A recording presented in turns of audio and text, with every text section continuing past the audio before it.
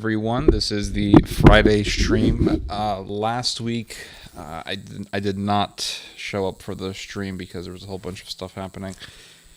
And the stream that I did before that was probably the worst stream I've ever done. I think it only lasted an hour and a half or something. It was the shortest. I think it was the shortest stream I've ever done, and there wasn't a whole lot of people listening anyway, so I didn't really feel up for it, and there was some sad things happening, so I just ended the stream early.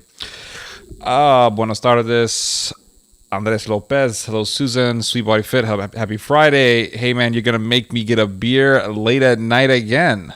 Well, I'm sure that's a fun experience, right? Getting a beer late at night. Hello, Ortho Christos. Andre Lopez, Susan, Sweet Body Fit. And we're going to wait for some more people to show up. Hello, Goose Hunter.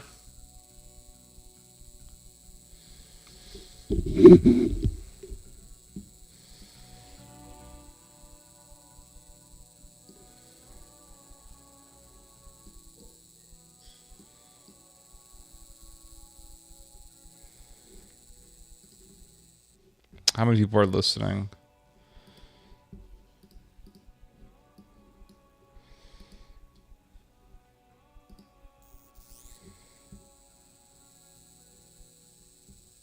Nine people.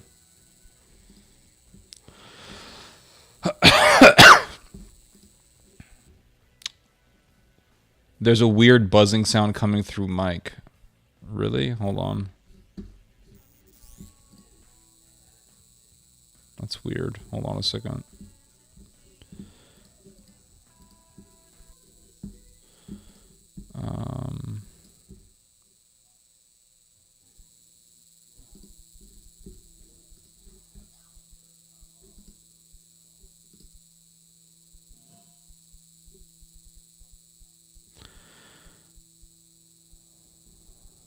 I don't hear anything right now.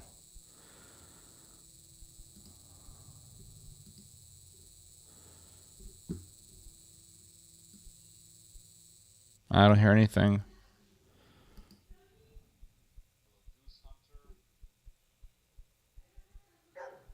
That could be just by music. I had music playing in the back. Oh, these stupid dogs are barking. Stupid ass dogs. Annoying animal.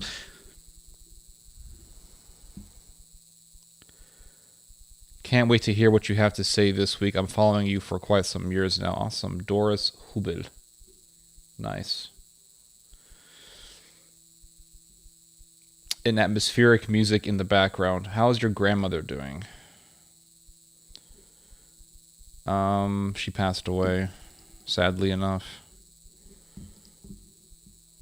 So that's the reason why I've been slow with the streams. So 2 weeks ago, about 2 weeks ago, I was watching my grandmother late at night. So it was like from midnight all the way until about 7:45 in the morning, I was watching over my grandma.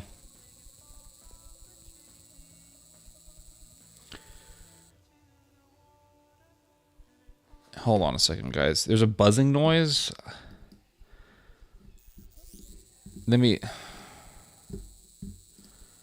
What's this? Hold on. What's this buzzing noise?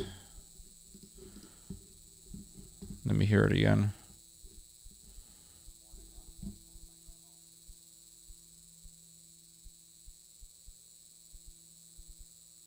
I don't hear anything, guy. There's no buzzing noise.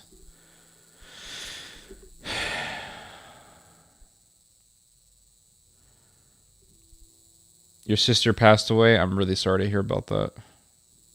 I appreciate that, Ortho Christos. Yeah, I don't hear anything. There is no buzzing noise. I don't hear anything, guys. I'm listening to myself right now.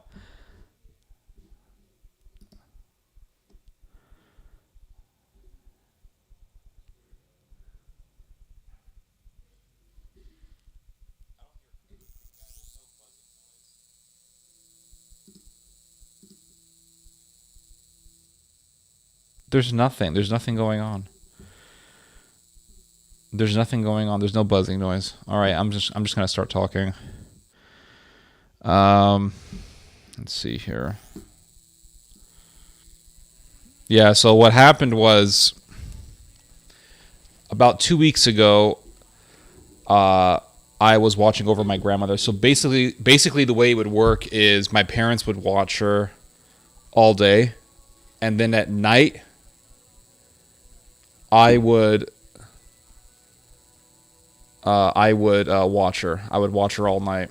Okay, you guys are driving me crazy. I don't know if you guys are trolling me with this noise thing. I hear myself again. Now it's on again. There's no buzzing noise. Oh my God. Okay, let's hear this again. I'm hearing myself again talk. I'm hearing myself again.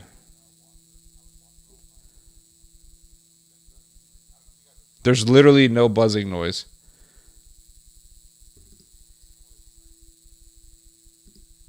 There's no buzzing noise.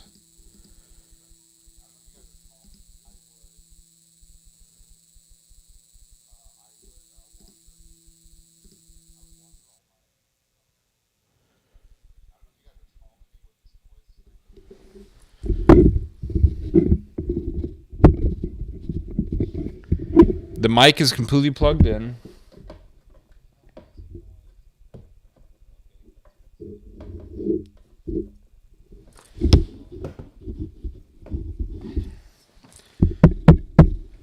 There's no buzzing noise. It sounds like if something is turned on. Something.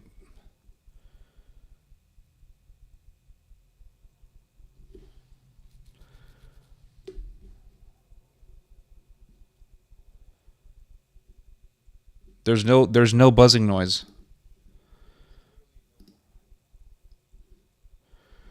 Mr. Enlightened. This is the guy who loves Mehmet II. Okay, he's gonna come on here. Plug your mic better. The mic is plugged in. I don't know if like Mehmet II is giving you some psychic power so you can see my mic. The mic is plugged in. Look, mic is plugged in, everybody. There's no noise.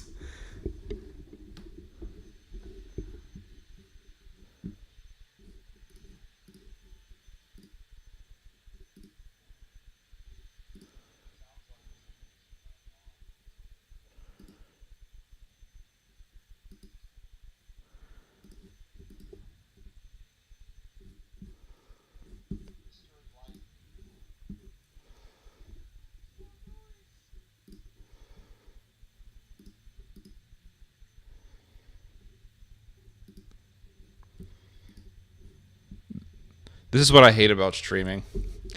I swear, this is what I hate about streaming. There's a noise coming out. There's literally nothing. It's not there. There's no cicada. There's nothing there.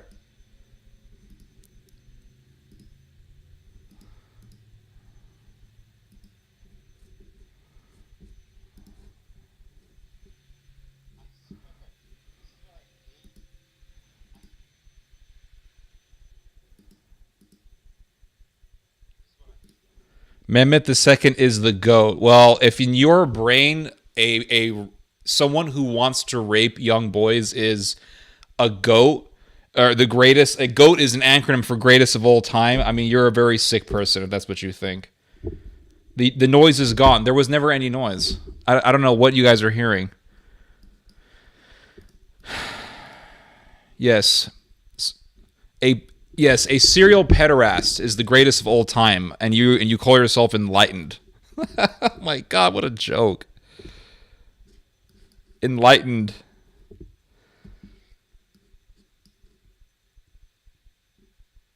When you check your playback, I just did. There's literally nothing there.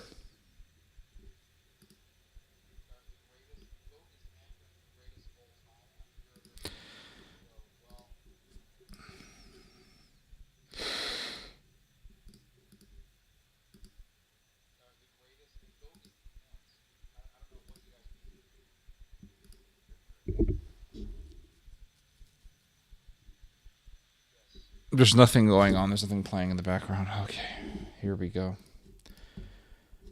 If I play music in the back, does it trigger anything? Mehmet II is the GOAT.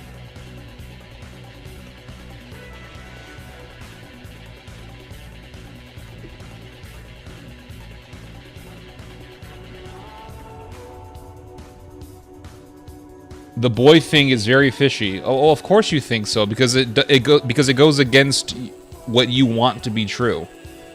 It goes against what you want to be reality. You admire Mehmet II, so when someone says, actually the guy was a pederast, well, it's very fishy because you like him. That's why you think it's fishy. You say it's fishy because you want him to be this great leader. But we have multiple sources telling us that the guy was a pederast. They're all liars. They're all liars, everybody. I guess you can't hear our collective tinnitus.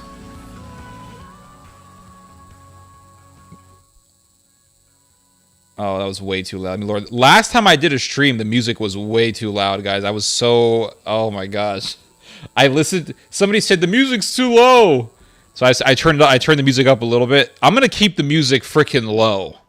I'm never gonna make this mistake again. I'm gonna keep this music low. Yeah, it's good music. Yeah, this is like British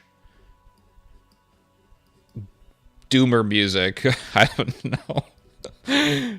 Oh goodness gracious.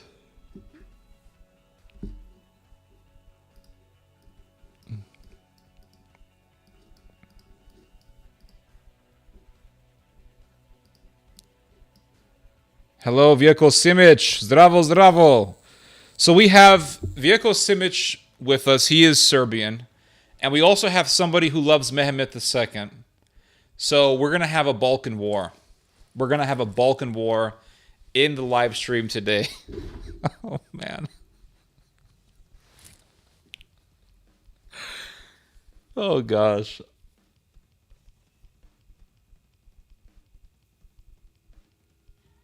Here we go.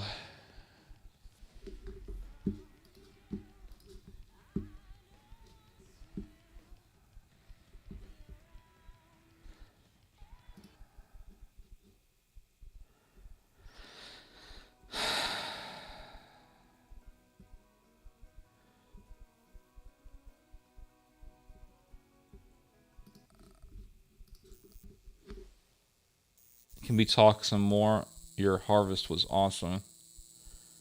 Drummer music has its renaissance.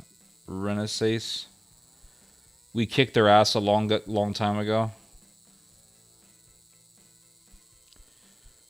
Well, the war never ended, though. It's still going on between the Serbs and the Turks. I mean, they're not actually killing each other right now, but there's a lot of hatred and anger lingering about between you guys, and any day now, there's going to be a war in the Balkans again.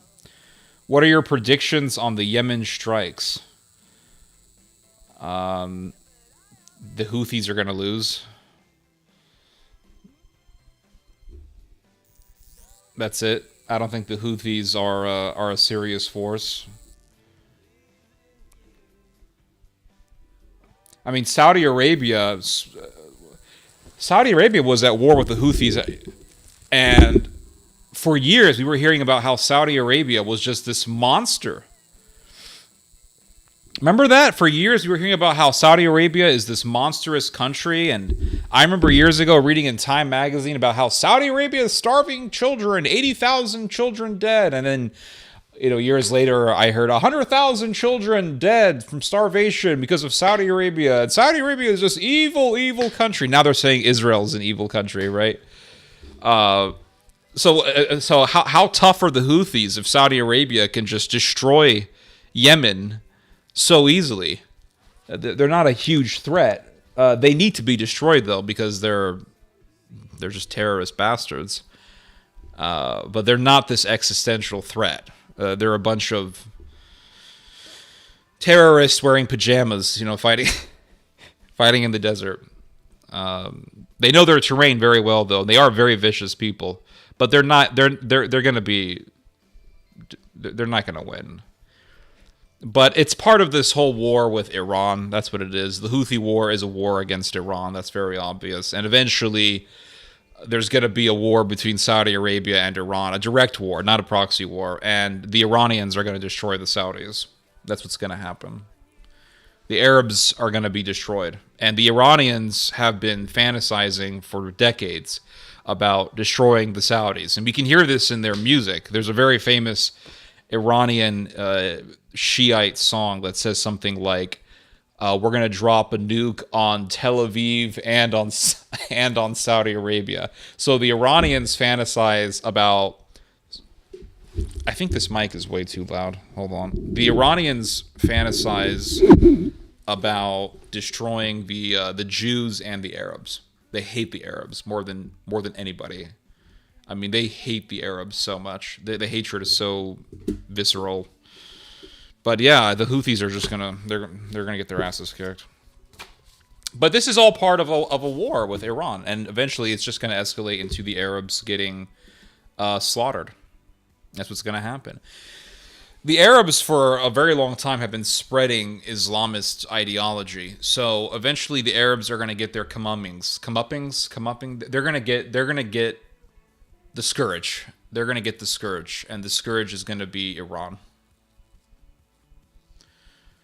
Comeuppings, is that how you say it? I don't know. Anyway. Yeah, your harvest reminded me of the skit Jim Carrey did on the Juice Man. Make some dandelion wine with your harvest. I gotta look that up. I've never seen that before. Hello, Lisa Leto. So some of you guys sent me some stuff for Christmas, so I'm gonna show you guys. I did not do this in my last stream, and I apologize. I should have done that, but I didn't. But anyway, someone sent me a card here. Very nice. And it says Holy Night on the card. And it says Merry Christmas, Mike and Jamie Weston. I think it's spelled Weston or Wester. I can't really read cursive that well. I'm sorry. Wishing you peace in your heart and joy in your world now and always. Have a blessed holiday. Thank you so much, Mike and Jamie. And what else do we have here? We have another one here. And it says Theology on the on the envelope there. And this one says also from Mike and Jamie. 2 cards from Mike and Jamie. Merry Christmas. Thank you so much, Mike and Jamie. And then someone sent me a box here. A present. Very nice. And also from Mike and Jamie. Thank you, Mike and Jamie. Let's see. There's a gift here. And this is an ornament that says Shoebot Family 2023. I'll be sure to hang this on the Christmas tree the next holiday season. So I'm going to keep this close to me so I can remember to do that. And another gift here. Also an ornament. And I'll be sure to hang this next holiday season. And it says Theology on it. Awesome. Thank you so much, guys. I'll be sure to keep this close so I can remember. Maybe I should put it in my library.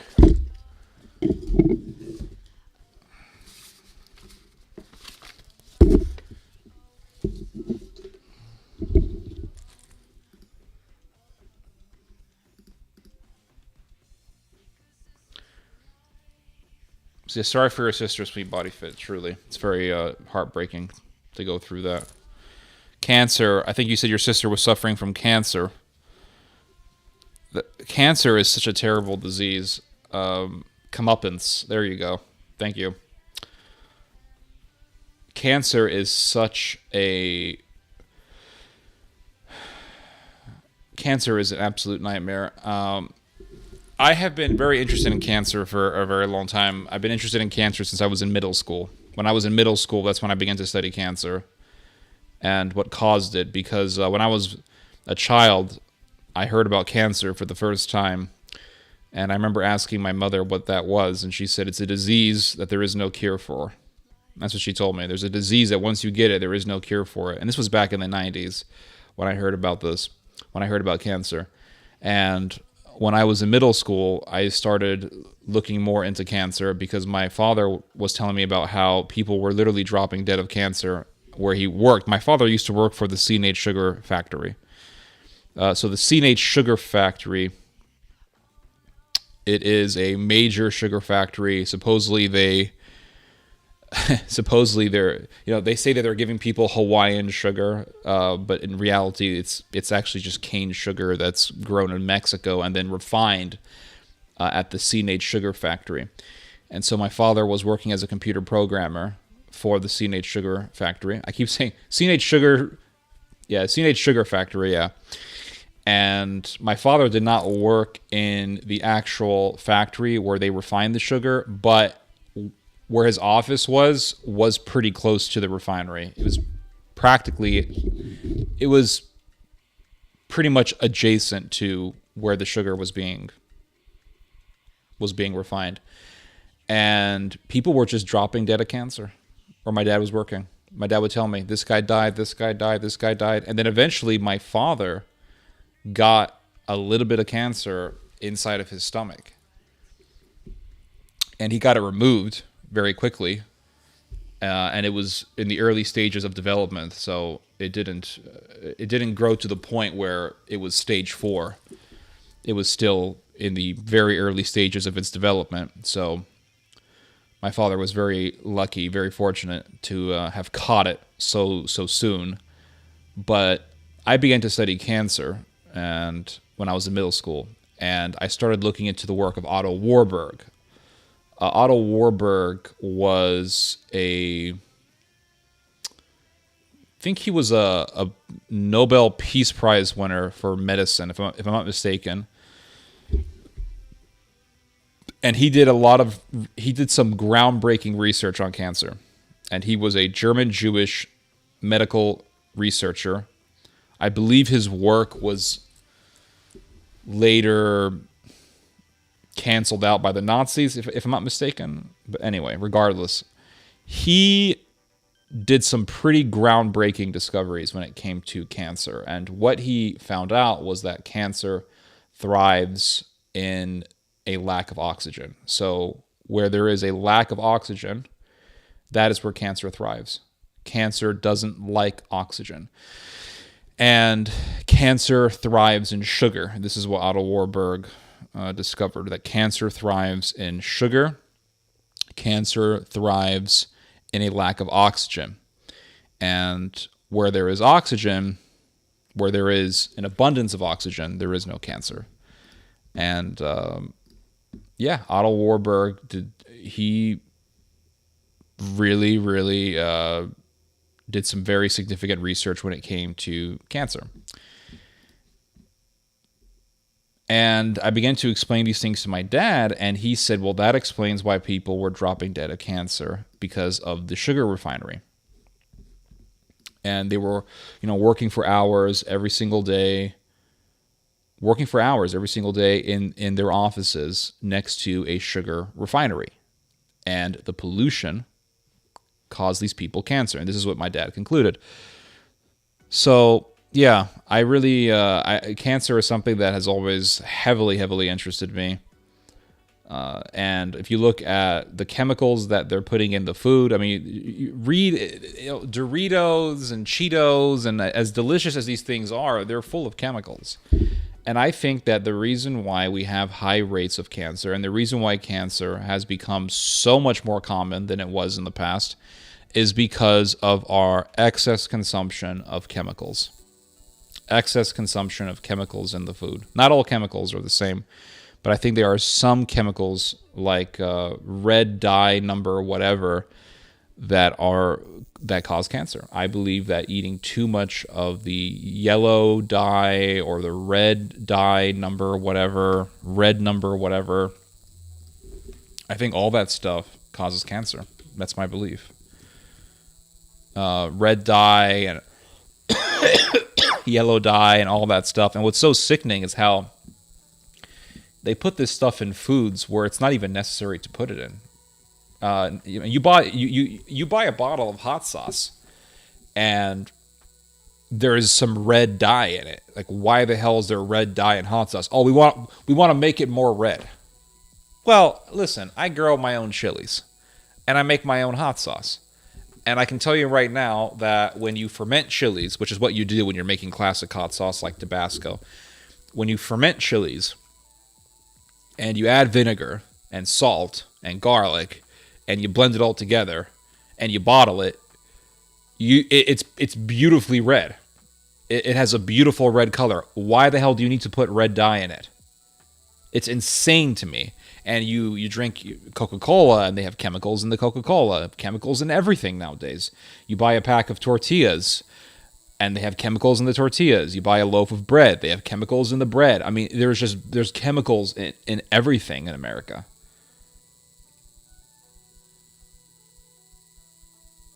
As we speak now, I'm welding boilers, and I'm surrounded in fumes while smoking. Not a lot of oxygen either, and listening to you talking about cancer. Oh, goodness gracious.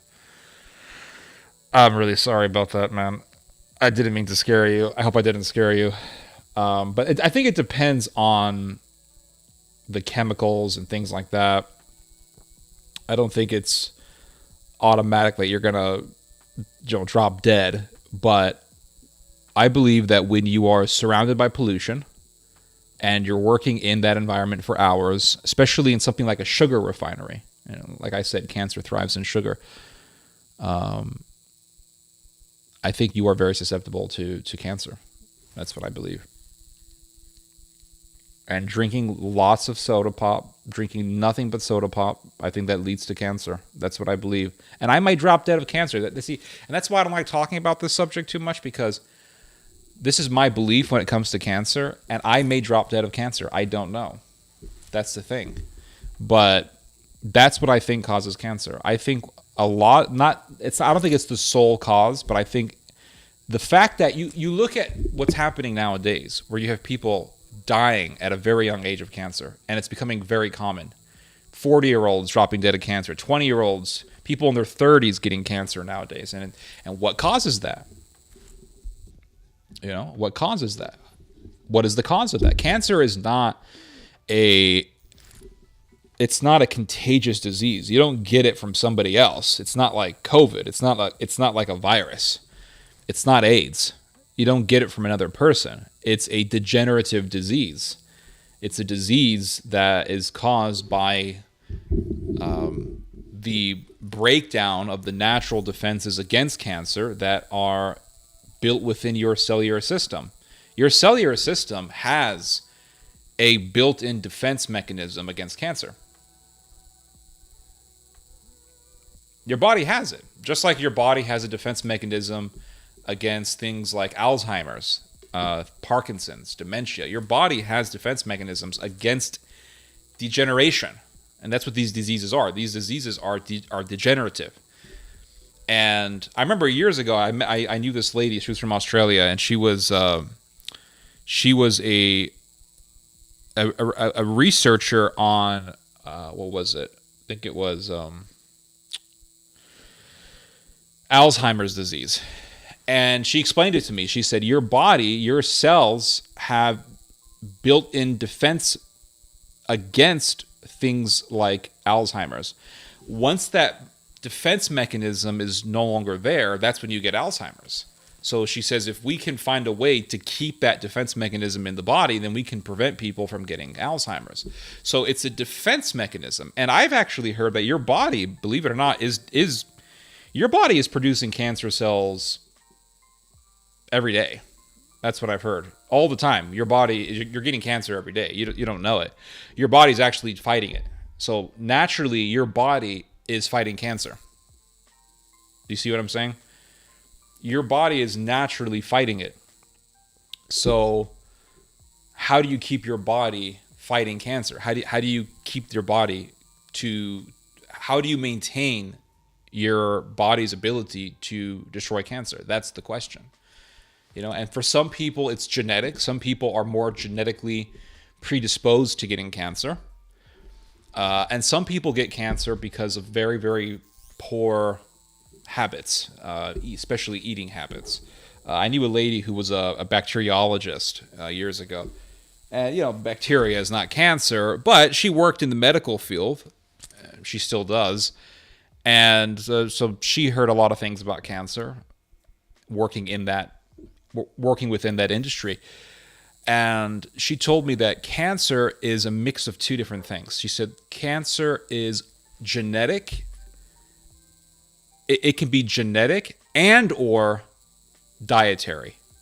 So she said you could have a genetic history in your family of cancer to the point where there's nothing you can do about it. You're going to get cancer. And she told me, my father got cancer, his father got cancer, my uncle got cancer. So she said, more than likely, I'm going to get cancer. That's how I'm going to go. That's how I'm going to die. But she said cancer can also be the result of a poor diet.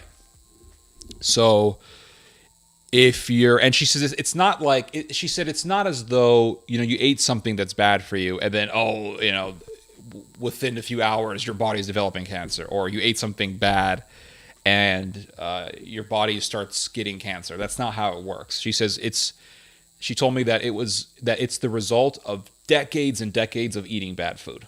That's what she told me. It's not something that develops in a couple of hours or in a year. It's something that takes decades to develop. And she said it's the result of poor eating habits for a lot of people. For some people, it's genetic. For a lot of people, it's diet. I'm sorry to hear about your grandmother. I really appreciate that. Here's the thing is that my grandmother was 89 years old. So while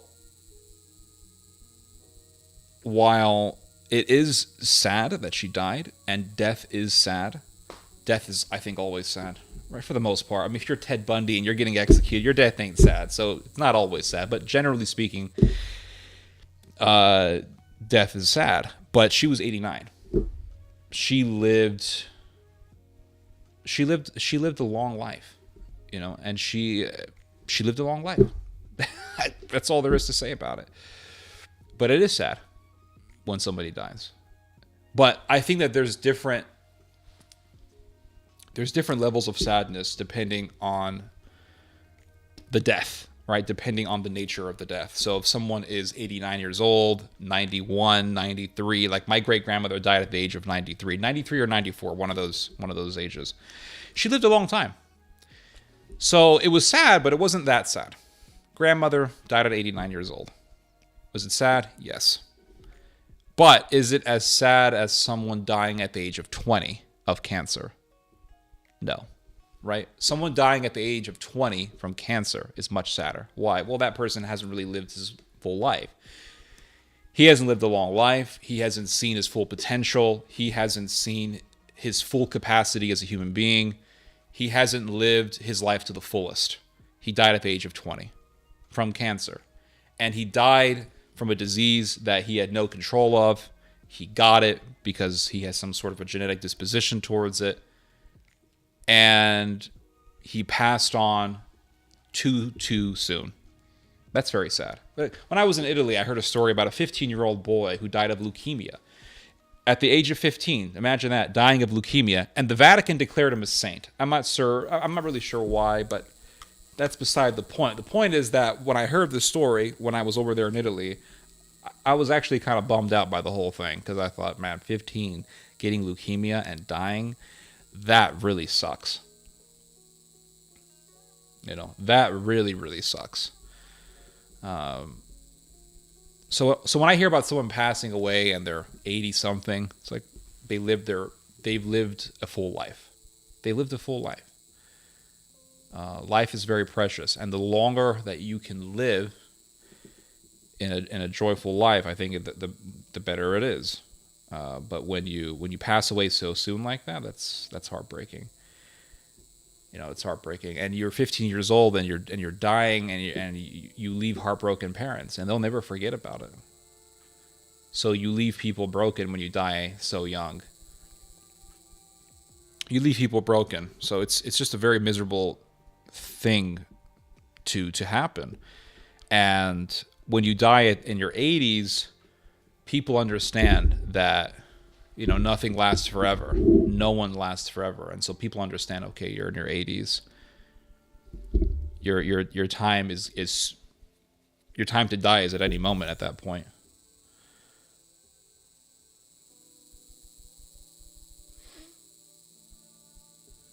Yeah.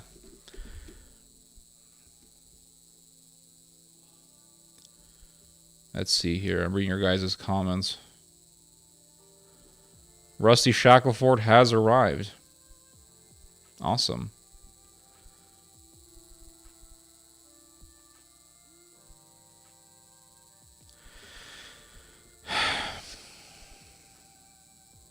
LOL, me too. Me 2 a.m. smoking and vibing to the live. The guy has a special storytelling skill. May your sister rest in heaven. Well, thank you for that, Enlightened. Yeah, here, her started out as uterus cancer and spread to the bones, but mom said she had issues with her flow growing up, and her husband and her used in vitro to get pregnant. Happy weekend, Theo. Thank you for that. More C-section to deliver her boys, develops adhesions from those surgeries. I think it was just some weird, unfortunate stuff. I'm going to die from drinking rum. Well, you may not, actually. I've heard of people dying pretty old, and they drink alcohol every single day. My grandfather died at the age of 90, and he drank every single day. My mother's father. He drank alcohol every single day, and he died at the age of 90. I think 90 is a good age to die, by the way.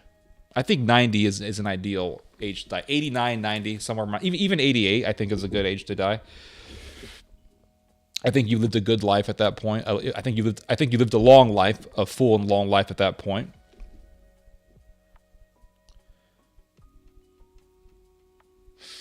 And you know, I don't think alcohol is as bad as people make it out to be. I don't. People say alcohol is super bad for you. Too much excessive alcohol is bad for you, but anything in excess is going to be bad for you. I think a little bit of alcohol is actually good for you. I think it relaxes the body. I think it relieves your body of stress and tension. I heard that wine is good for the heart. It's good for the mind. I hear that some alcohol every single day can actually prevent things like dementia. So I don't think alcohol is this big boogeyman that people make it out to be. People talk about, oh, my grandfather was an alcoholic and he was a monster. My father was an alcoholic and he was a monster. Well, I can tell you this right now, as someone who drinks alcohol, and I'm going to drink alcohol in a little bit here. As someone who drinks alcohol, and as someone who has gotten drunk a couple of times, I've only gotten drunk a couple of times, okay, in my whole life. I can tell you right now that your father was a monster, not because of alcohol. Your father was a monster because he was a monster. Because I've heard, you know, before I ever got drunk, I was told that alcohol can make you into someone that you're not, right? I heard that, oh, it makes you into a monster. It makes women into whores, right? That was a very common thing that I heard when I was in high school. That when a woman drinks alcohol, she becomes a slut. You know, she'll sleep with anybody. And when men get drunk, they become violent and they go into a rage and they become monsters. And my father was a monster, and my grandfather was a monster. So I thought, okay. So I heard that so many times as a teenager. So I thought to myself, okay, I'm gonna get drunk, and I'm gonna see if this stuff is true, right? It's like one of those horror movies where the teenagers get together and they wanna dabble into the Ouija board. You know, let's see if this thing is really what people say it is. Let's see if this thing's gonna cause some demonic manifestation. So I thought, okay, I'm gonna get drunk, right? So I remember I was about, how old was I? I was probably like 20 years old, 21 years old. And I got myself a bottle of, what was it? Johnny Walker. And I just drank a bunch of it. And all it really did was it made me it destroyed all of my self-conscientiousness. That's all alcohol does. It gets rid of self-conscientiousness. So you're worried about what other people think of you. You're worried about how you're worried about how well you're going to perform in whatever task you're doing. You drink some alcohol, you stop worrying.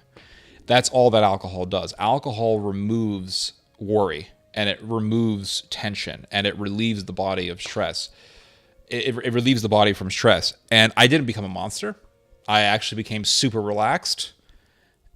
And the music that I was listening to just sounded way better.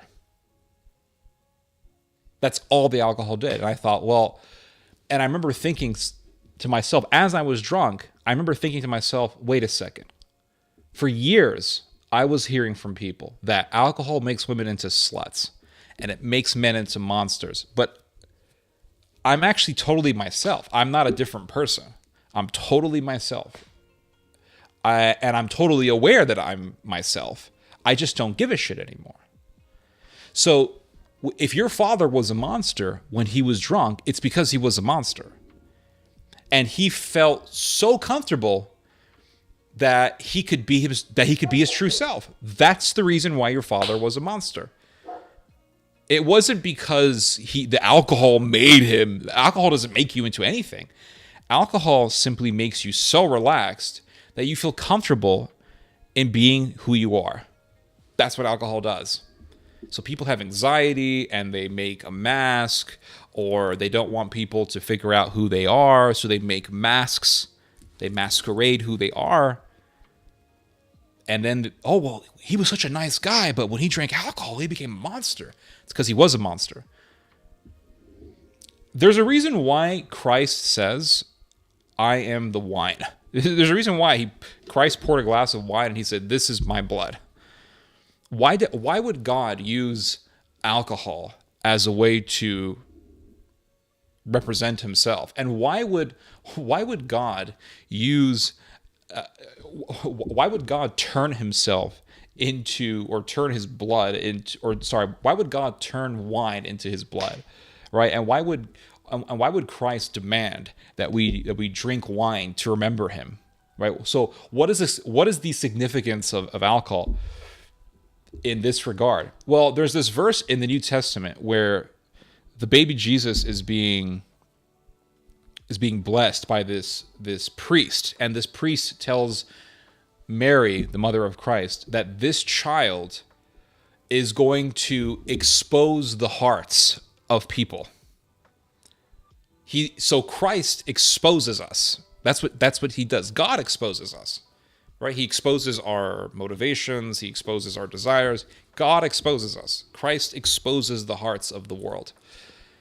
That's why Christ says, I do not come here to bring peace, but a sword, to bring division between mother and daughter, father and son, etc., etc. Well, why is that? Because when you bring religion, or when you bring up Christ and the true teachings of Christ, people get really upset, right? Because so what is that? That's exposing that person, right? So someone can be super, super nice. Someone can be very, very nice, and then you bring up the true teachings of Christ, they go ballistic. It's not like Christ made them angry. No, it's just that they've exposed themselves, right? So alcohol exposes you. And Christ says, he takes a glass of wine and he says, this is my blood. Why would Christ use alcohol to represent himself? Because alcohol exposes people. Christ exposes people. That's it. Right? That's my take on the whole thing.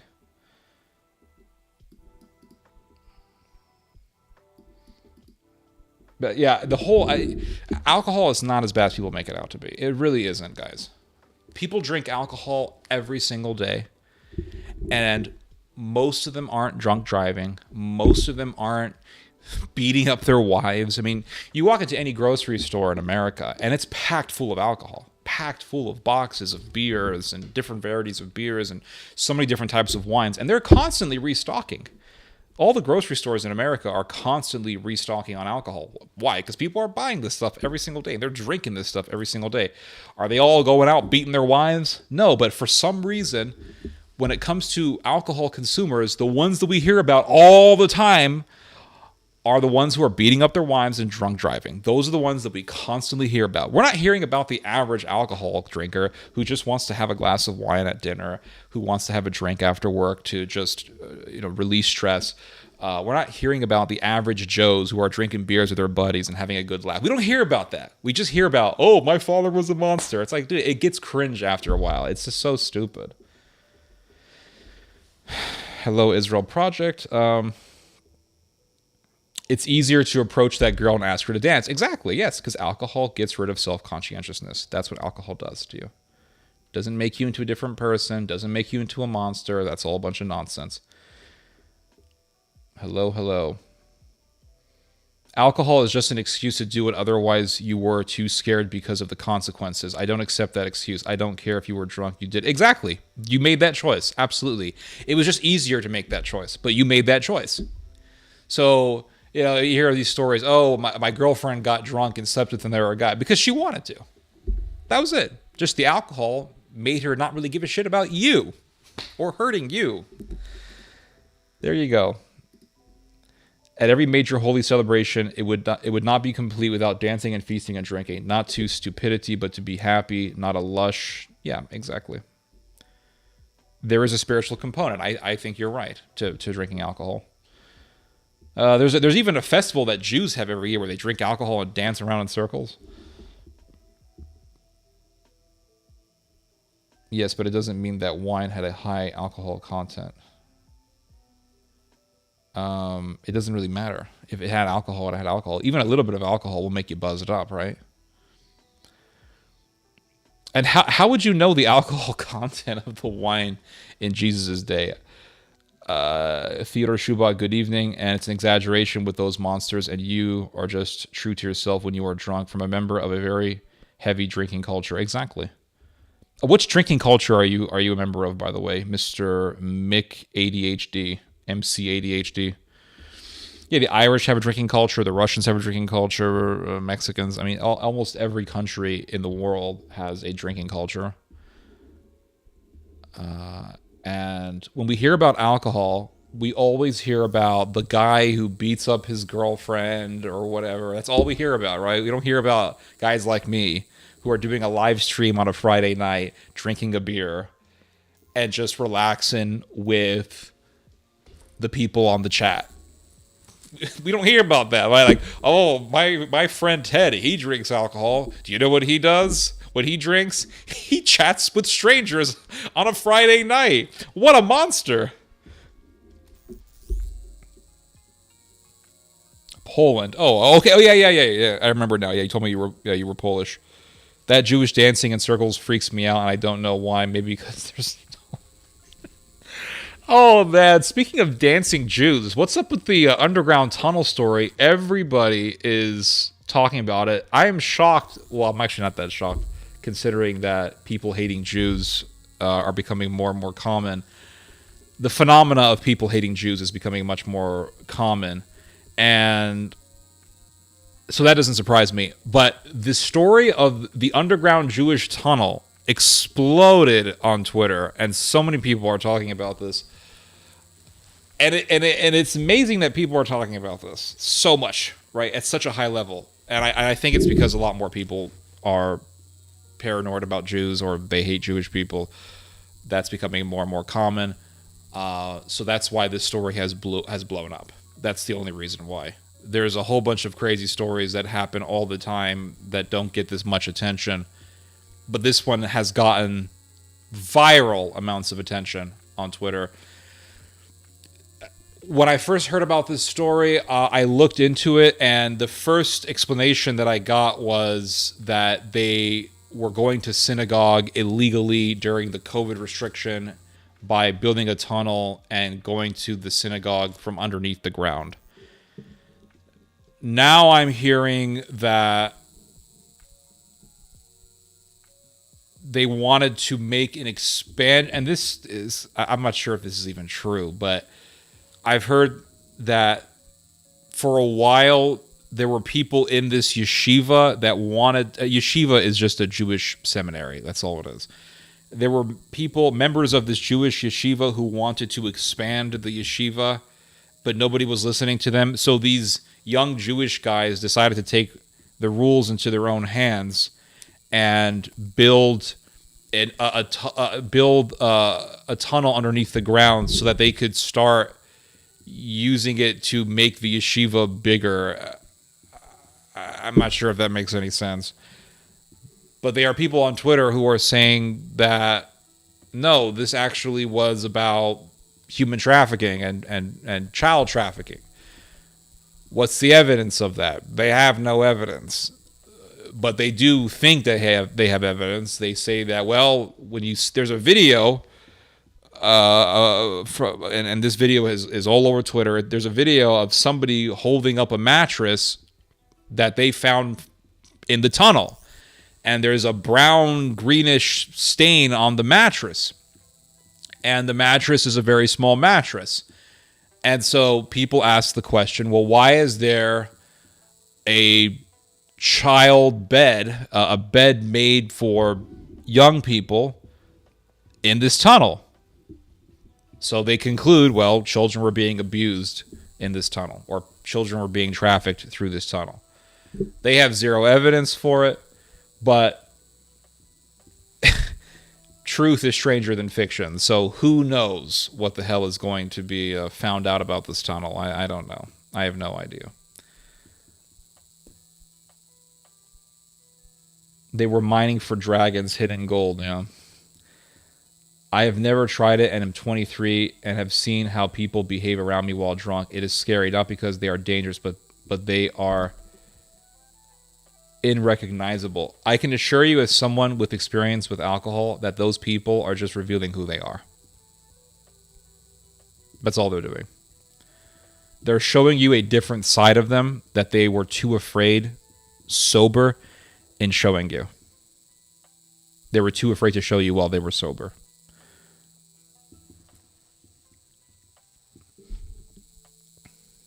Always hoped that I'd be an apostle and knew that I would make it if I tried. Liquid of enjoyment, sinking in a gentle pool of wine. Okay. The fact that the underground Jewish tunnel story has exploded so much is kind of revealing. It's kind of telling in the sense that why are so many people interested in what a bunch of Jews did in New York City? You know what I mean? Like, it's very revealing. And one thing that I am noticing is that people are becoming more fixated on the Jews than they are on the Muslims. Have you guys noticed this? I've noticed this. They're focusing more on what Jews are doing than what Muslims are doing. And we've seen this with the October the 7th fiasco. There was a massacre. I shouldn't call it a fiasco, but the October the 7th massacre. The whole October the 7th situation really revealed a lot of this stuff. And by stuff, I mean Jew hatred. You had a massacre of Jewish people, over 1,000 Jews butchered by Muslims. And the world cared more about what the Jews did to Hamas in reaction to the massacre than they did what Hamas did. They were focusing more on what the Jews did than what Hamas did. And that's quite revealing. That's quite revealing. And that sort of thing, I can tell you right now, this would not have happened 20 years ago. I'm not talking about the massacre. I mean the reaction to Israel's response to the massacre. That's what I'm talking about. You had a massacre of Jews, over 1,000 Jews dead. And if this massacre would have happened 20 years ago or 30 years ago, and Israel would have, and Israel bombed Hamas the way it's doing now, people would be supporting Israel at much higher rates than they are right now. And if you look at what happened in our own time, you had a massacre of Jews Israel responded to the massacre, and you have more people hating the Jews than they are hating the terrorists. The response against Israel has been much higher than the response against Hamas. I'm talking about politically speaking, ideologically, rhetorically speaking. And what does this mean? What does this reveal? It reveals that Jew hatred is becoming more and more common. That's it. All of the old racisms that we've heard about, all of the old racism, right, that we thought was long dead, it's all coming back. That's what people don't understand. All that stuff is coming back. It's all coming back from the dead. People don't want to believe this because they think that, if I say something like this, which I'm saying right now, but if I say something like this, people think I'm some crazy, bleeding heart liberal. Oh, you're some liberal, blah, blah, blah. There's no such thing as racism. It doesn't exist. It's all coming back. I saw a video yesterday from Italy. You see an entire horde of Italian fascists, an entire sea of Italian fascists in Italy, Sieg Heiling, doing the Sieg Heil hand gesture, the Sieg Heil salute, in unison. What's going on? What is happening? What's happening? A descendant of Mussolini is now ruling Italy. What's going on here? You see now a party in Germany that is pretty much just a rehashed Nazi party, the AfD party, is now dominating in Germany. They're not the number one party, but they're sure as hell getting close to it.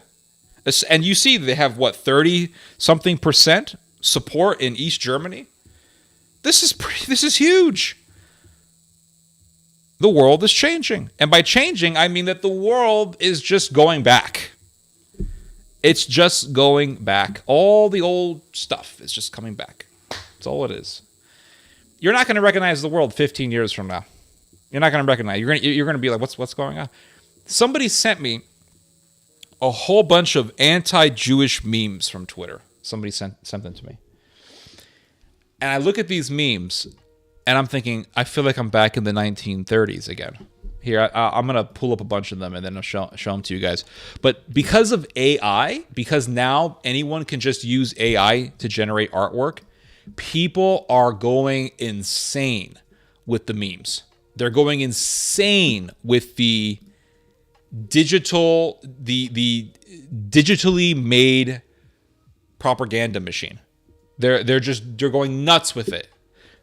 They're making an excessive amount because now, before you had to with political cartoons, with memes, you had to make them, right? You had to make political cartoons. You had to draw out Donald Trump. You had to draw out whoever it was you didn't like. You had to go and make the meme, put the meme together, right? You had to put some work into it. Now, with AI and with AI generated imagery, you can just do whatever you want. You can make whatever the hell you want. You want to make Jews look like demons? Use AI. It does it. Now they're making AI music, AI narration. You don't even need narrators anymore. You see these. You see some of these documentaries that have come out, and you hear the narrator, and sometimes I'll hear a narrator, and I have to question if it's a human or not, because sometimes it just sounds way too perfect, and it sounds way too perfect in the inflection, right? In the consistency of the person's tone. It's just consistently the same, more so than it would be with a human narrator. But you'll hear it and you're like, that voice sounds way too crisp. And then all of a sudden you hear a little mechanical, slightly robotic sound, and it's like, she didn't know that her boyfriend was in Miami. What was that? What was that? Play that again. This is not a real human being. It sounded very human, right? It sounds very human. But then you hear that slight little robotic tone that comes out, and then it's quite clear this is an AI voice. So AI is people are going crazy with it.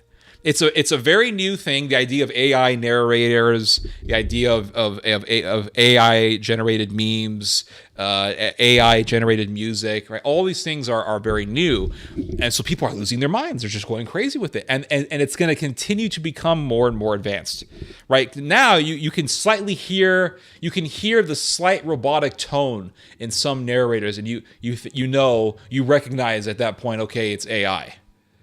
But as the years go by, this stuff is going to become more and more advanced, and it's going to come to the point where you can either barely recognize it or you won't be able to recognize it at all unless you're very familiar with that world or you have a lot of insight from that industry. So, but now with AI generated imagery, I mean, the sky is the limit when it comes to propaganda, and you can spread propaganda so much faster. And the thing about memes is that they trigger a certain belief. That's what memes do. Memes trigger a certain message, or I should say that they convey a particular message in your brain, and they do so in milliseconds, right? They can do so in milliseconds. The idea of memes is nothing new. Memes have been here for a very long time. You look at any sort of propaganda poster from World War II and before that, you can see memes. People actually had to make them. They took work, but they were memes. For example, I saw this meme from World War II that shows German airplanes flying over England, and there are two Englishmen looking up at the planes, the German airplanes that are about to bomb them, and one man tells the other man, is this good enough? Is this good enough for you to support the war against Germany? Something like that. Because there were people in England who were against the war with Germany. They were for basically appeasing Hitler. And they were people who obviously were for the war. And the reason why they were for the war was because the Germans were taking over Europe. And eventually the Germans were bombing England. So you look at that poster and you see two guys looking at German airplanes that are about to bomb England, and one guy says, "Is this good enough for you?" Within a second, the message is conveyed to your head. Oh, I need to support the war effort. So memes are a very effective way. Humans react so much easier with imagery than they do with writing. Humans react so much easier with imagery than they do with writing.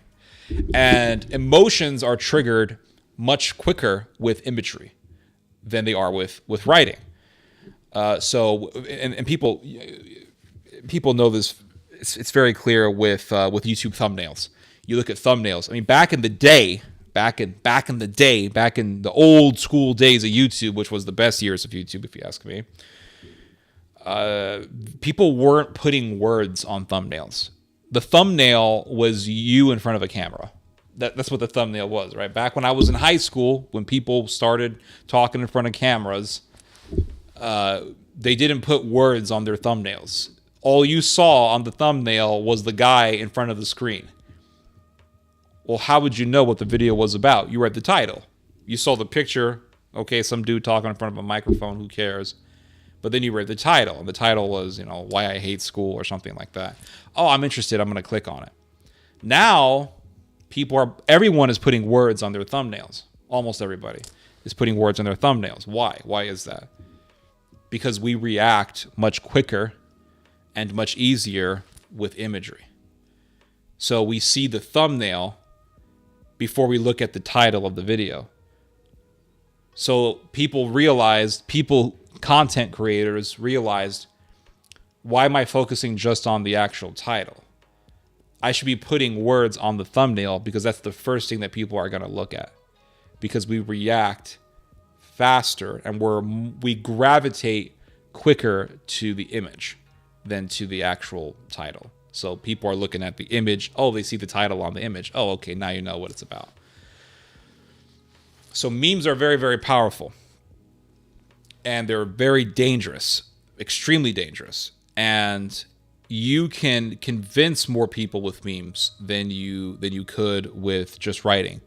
And that's why, for example, you'll see a lot of times people who are so confident in a debate all of a sudden lose in a debate, right? They're so confident before the debate, and then they debate somebody, then they lose. Why? Well, a lot of these people who are in the debate sphere are people who just look at memes. They're looking at memes. Let's say they hate immigrants, and they're like, immigrants are awful. They're destroying our country, and then they get in the debate, and they're just expressing memes, right? The migrants are like an army. They're invading us. This is an invasion. And then they'll debate someone who's actually looked at stats and looked at data, and they've read the information on the subject, and they realize that they're outmatched in the debate, and they lose the debate. Why? Because at the end of the day, as effective as memes are when it comes to influencing people, it's not the full picture. Memes are only they're someone's opinion on the picture.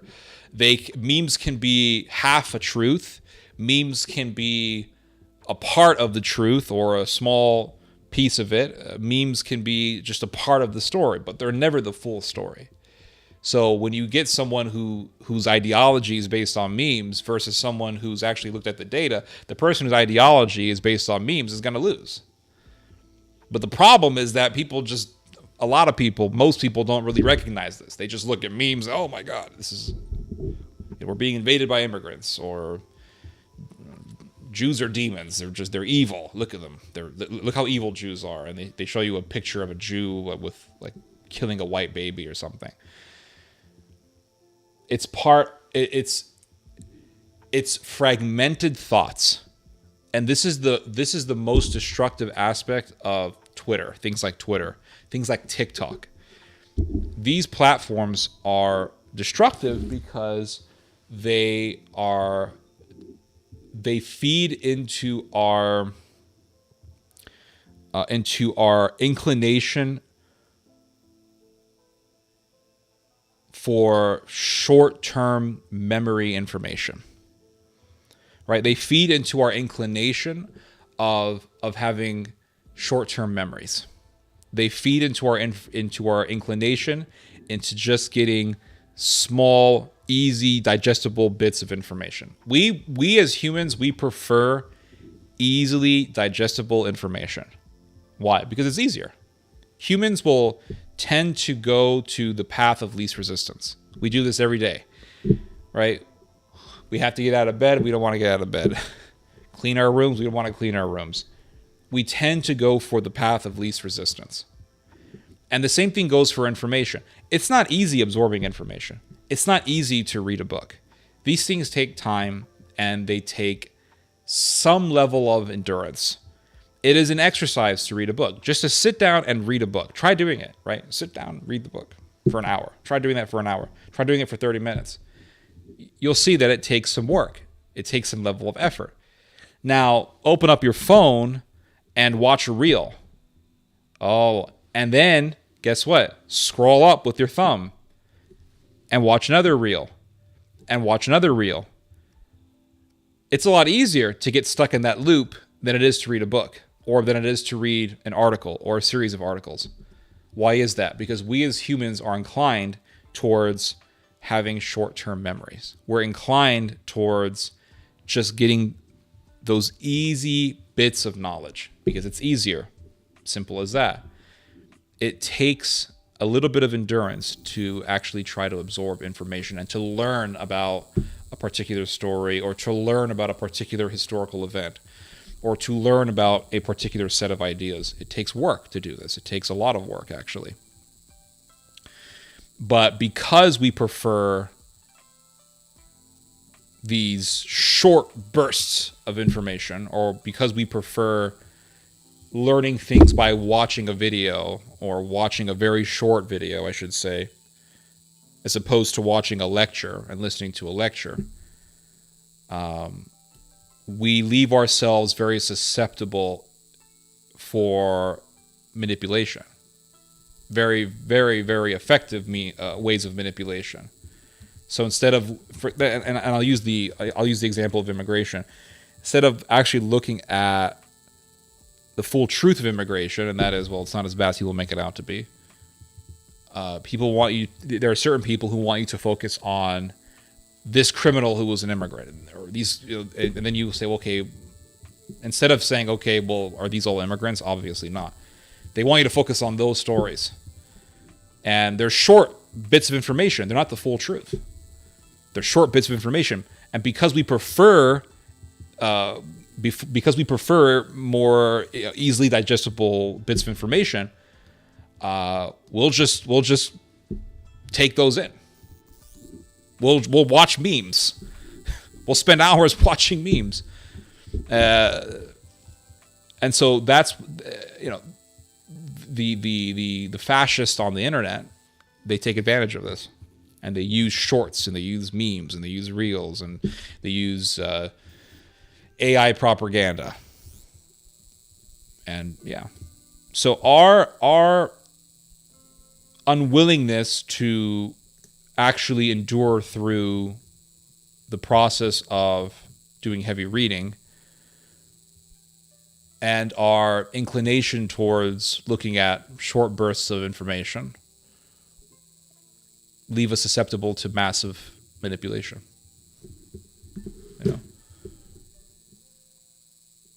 Let's see what you guys have said here.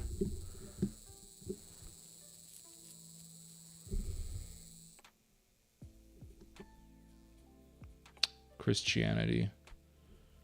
Okay. Let's see here.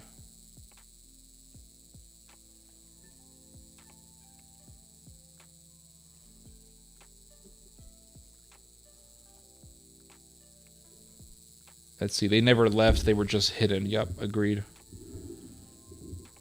German nationalist leader has a majority vote. In some areas, the AfD has dominated in some areas of Germany. Racism was and is alive and kicking. For example, anti-Eastern European sentiment is alive and kicking. Yep, I agree. Hello, happy Friday, Gypsy Bird. Christianity should not be nationalistic. We are one in body. Culture is irrelevant. Our common values is what counts. I agree. Our worldview as children of God is what counts, or should count. I agree. Enlightened says, true, being in Turkey, I can tell you people are going nuts over the genocide in Gaza. If the U.S. shrink its military, I won't be surprised if bad things happens, but sadly the innocent will pay. Yeah, I agree, actually. There's a lot of talk in the United States of withdrawing America's military from all over the world, and withdrawing the American military from Germany, withdrawing American military from Turkey, from Japan, and this, I can tell you right now, would be disastrous. Regardless of what you think about the military, regardless of what you think about America, America controls the world. Russia has some dominance in some areas of the world, and that's why America does PSYOP operations, psychological operations in those areas, like in Central Asia, for example. Or in Syria, but America, for the most part, dominates the world. And if America withdraws its military presence from the world, then the world is going to lose its mind. It's going to be, well, you're going to have World War III. That's just the bottom line. If America withdraws from the world, it'll be like when Alexander the Great died. After Alexander the Great died, what happened? Seleucid, Ptolemy, all these factions, all these people who were very close to Alexander the Great started killing each other. They were opposing each other over what? Over domination. Same thing with America. America is the empire. America is the Roman Empire right now. America is the empire of the age. And if America goes, then all these different regional powers are going to be fighting for domination. And they're going to take loads of power within their own spheres. Turkey would take tremendous power in the Middle East, would have tremendous power in the Middle East because of its military might. I mean, Turkey has a very substantial military. Germany would dominate Europe. Germany already dominates Europe to a great extent. But with America gone, Germany would really dominate Europe with not just its money, but with a military. And that's why I think Germany right now is focusing so much on forming a pan-European military led by Germany. And then you would have Japan. Japan and China would be vying the hell out of each other over power for Asia.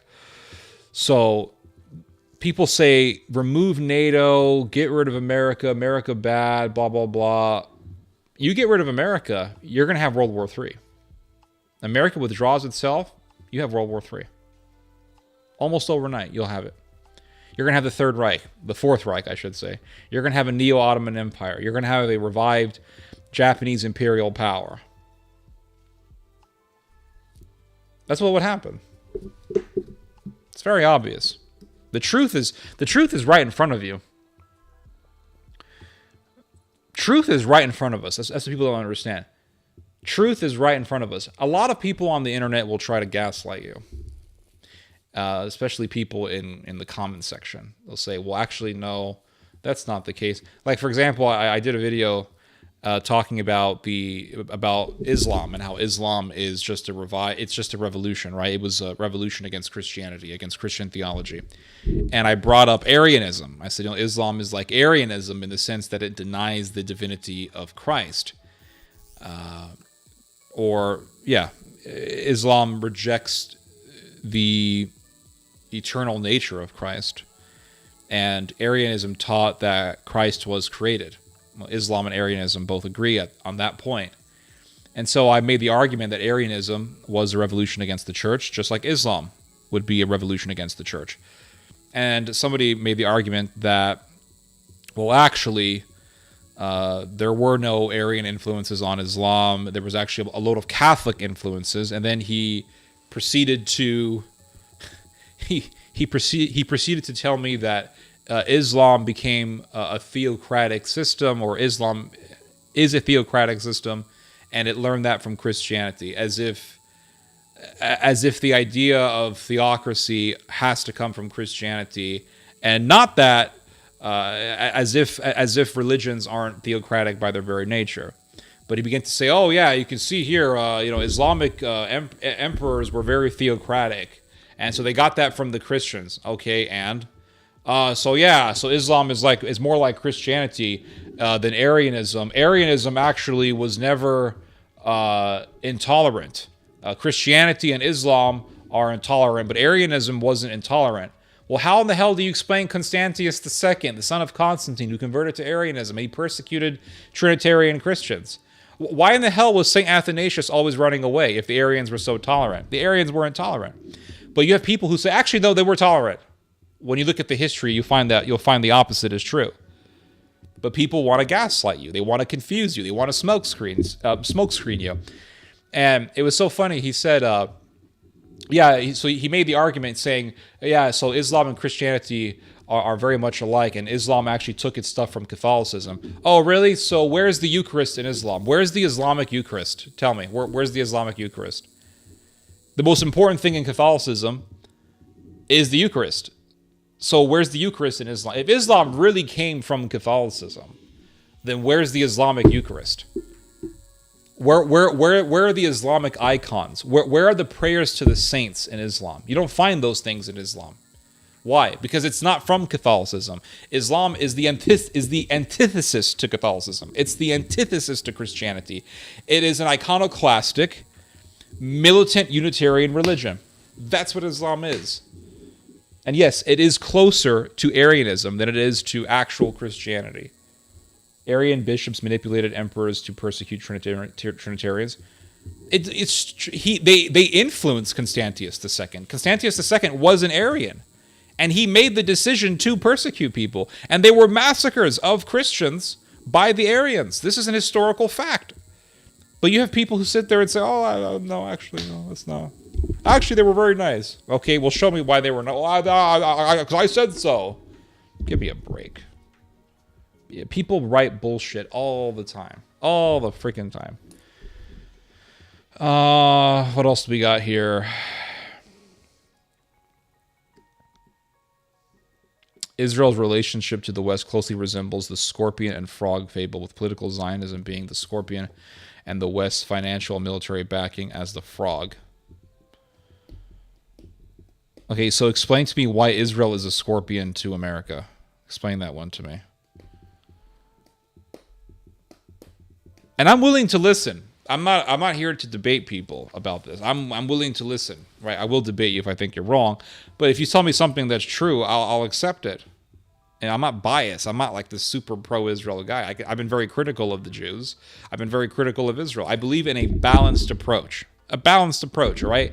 And that comes from something very simple, and that is looking at the obvious, right? Let's just look at the obvious here. The obvious truth is that there was a massacre on October the 7th. Everyone knows the date because of Piers Morgan, because he kept saying October the 7th. So there was a massacre on October the 7th. Over 1,000 people were butchered. How do you expect a country to respond? Saudi Arabia bombed the shit out of Yemen. Saudi Arabia bombed the hell out of the Yemenis. Not all the Yemenis, but, in the regions where the Houthis dominated Yemen. And people understood why Saudi Arabia bombed the shit out of the Yemenis. Why? Because the Houthis kept attacking Saudi Arabia. The Houthis did massacres. The Houthis are sons of bitches who need to be killed.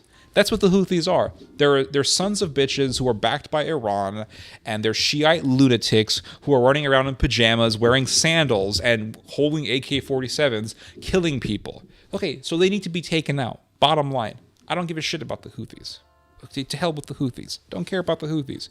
But people understand why Saudi Arabia did what it did.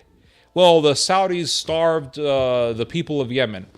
Well, I've heard the opposite. Because I believed that at one point in time, because I was reading Time magazine. But I've heard the opposite. I've heard that the Saudis actually were giving aid to the Yemenis, and it was the Houthis who were blocking the aid. So it's not, I don't, this idea that, the Saudis just wanted to starve kids, I'm not certain if this is really the whole truth, because I've heard the opposite. The Saudis have said, no, we gave those bastards aid. We gave Yemen aid. But it was the Houthis who were blocking the aid. That's what I've heard. But we all understand why, right? We understand why. You go into another country and you massacre their people, and then you want to play the victim. Well, that's manipulation. That's gaslighting. That's what that is. But people have fallen for it, and it's like this. And I've asked people this question before, and I've never really gotten an answer. But I was talking to a Jewish woman a number of weeks ago who is just on the lap of Gaza. If you know what I mean. And she is just so pro Gaza, so sympathetic to God. She's just I could listen. What Muslims, they don't relent on a damn thing.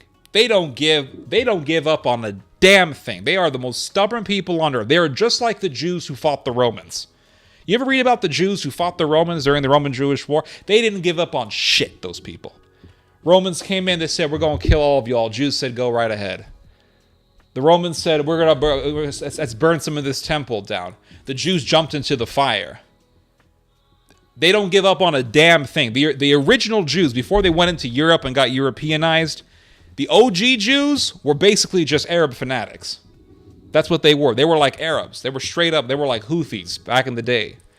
The Romans were fighting them. They were probably wearing sandals as they were fighting the Romans. They were probably wearing pajamas and sandals, and they had little knives in their hands, and they were going to go out and shank some Roman soldiers. I mean, they didn't give up on a damn thing. And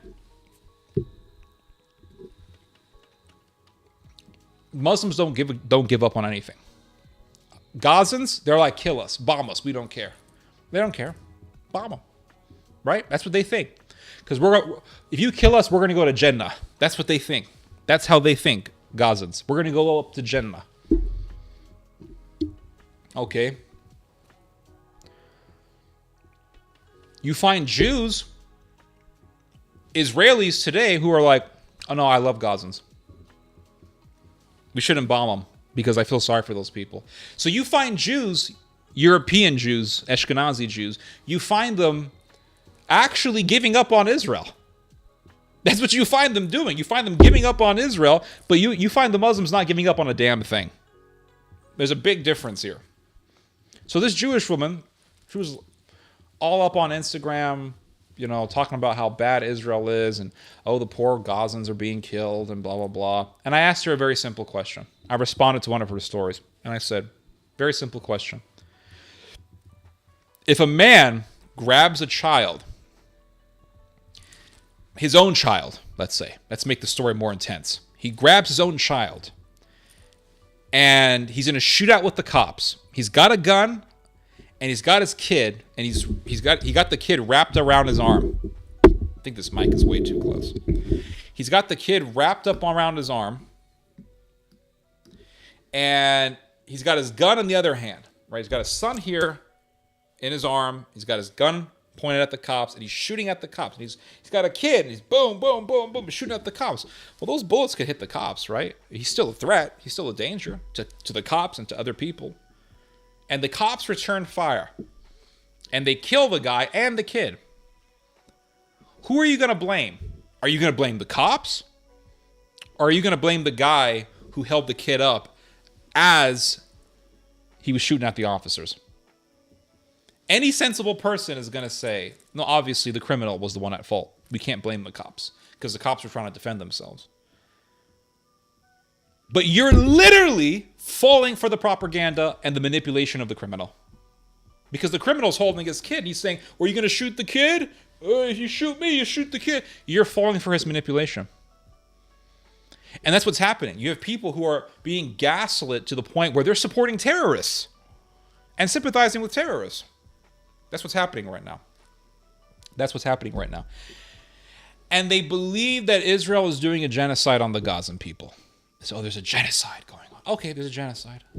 Right? That's what you say. Let's take your claim and let's evaluate it. Very simple. Very simple. Yahya Sinwar is the leader of Hamas. The leader of Hamas is Yahya Sinwar. If you ever see this guy's face, he looks like a goblin. He looks like a little demon goblin.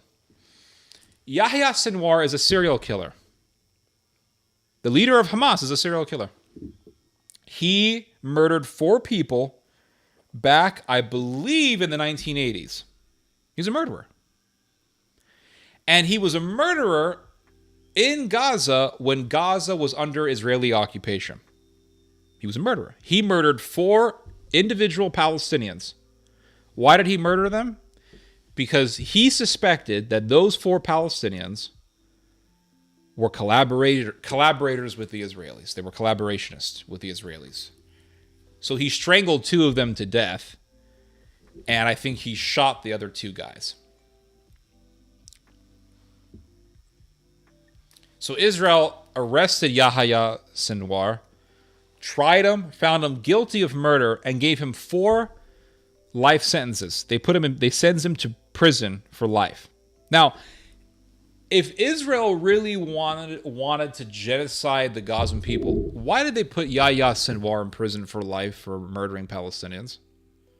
I mean, if you were living in Nazi Germany, right? Let's say, I'll give you an example. There was a French serial killer. I forgot his name.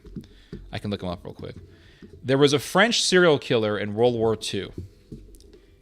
He was a French serial killer who, while he was living under Nazi occupation, decided that he was going to go out and murder Jews. Yes. French serial killer. His name was Marcel Petiot. Pretty certain this was the guy.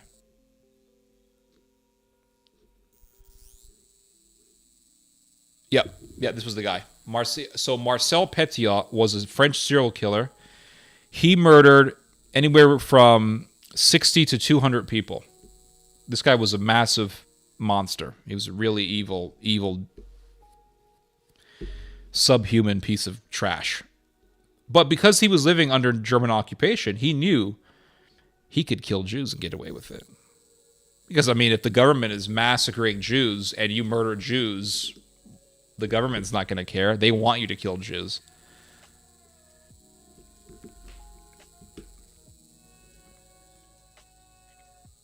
But with Yahya Sinwar was put in prison for life. Why? Because he murdered Palestinians. So if Israel was all about genocide, then why did they put him in prison for that? Here's another point about Yahya Sinwar. Yahya Sinwar got cancer while he was in prison.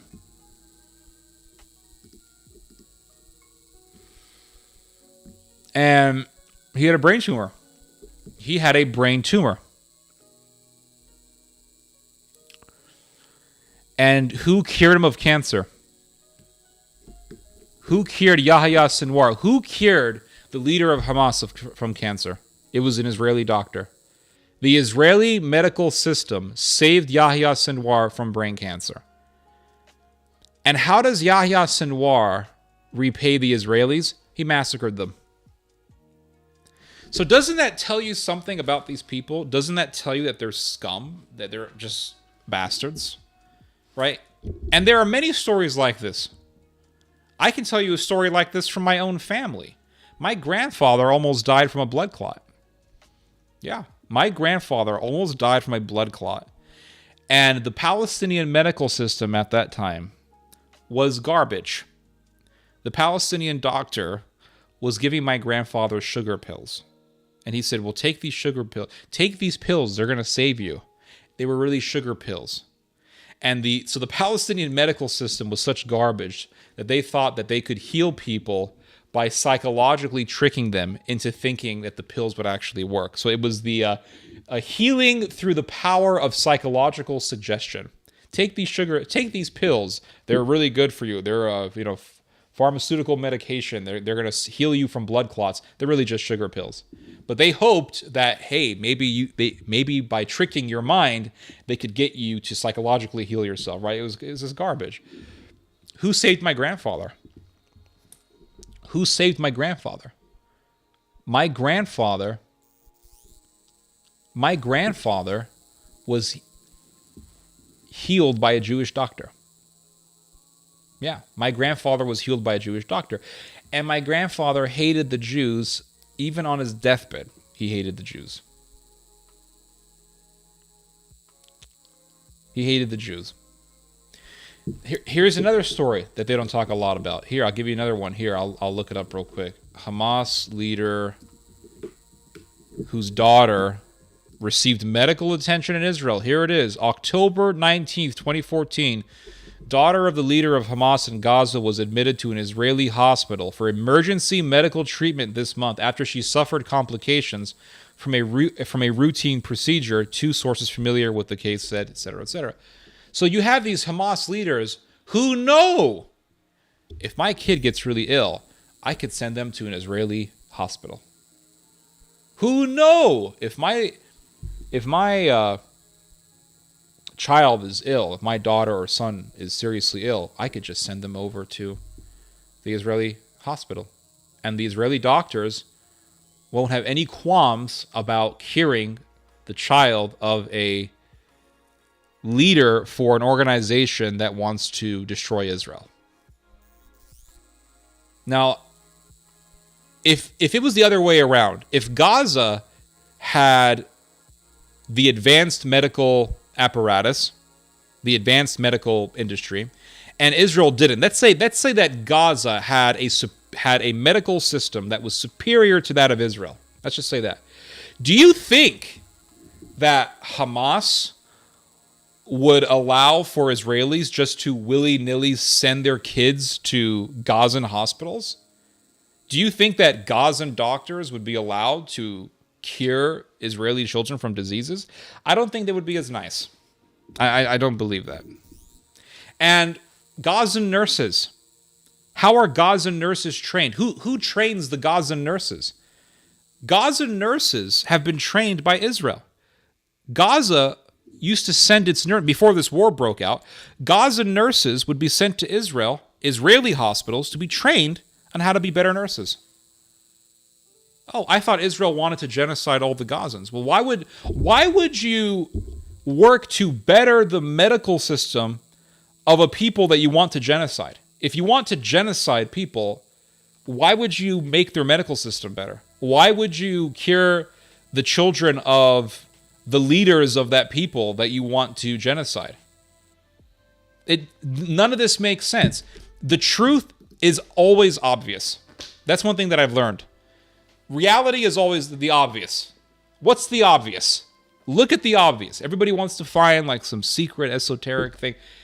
What is the obvious truth? The obvious truth is that you have an organization that hates the Jews. They killed Israelis. Israel responded by bombing them. That's the obvious truth. There's no secret. There's no conspiracy. Well, they want to genocide them. Well, okay, but you find facts like the ones that I just showed you that contradict this claim. It's just bullshit, and there's so much bullshit out there. There's so much bullshit out there, and people believe in this stuff. People believe in this stuff. Why do people believe in this stuff? Because a lot of people hate Jews. A lot of people hate Jews. There's a lot of people out there who hate Jews. And isn't it interesting? One thing I've noticed is that the people who go against me on this issue also hate Jews. There are people who say, oh, Ted, when you say that hatred to the Jews is coming back, well, that's a bunch of nonsense. You're believing in the Jewish lies. It's like, people don't hate Jews. You're wrong. Here's why you're wrong. You're wrong because I hate Jews. People are just contradicting themselves and they don't even know it. They don't even know it. And here's another thing I've noticed is if anyone writes a comment on chat or underneath a video, or if anybody writes anything on Twitter and they have a Roman or Greek statue as their profile pic, they're Nazis. That's what I've concluded. That's what I've noticed. Anytime you see a Roman or Greek statue on somebody's profile pic, rest assured that guy listens to Richard Wagner, and he's read Mein Kampf. He has a copy of Mein Kampf next to his bed. It never fails, and I know I'm going to get somebody coming up on here. I have a Roman statue. I'm a Nazi. Blah blah blah.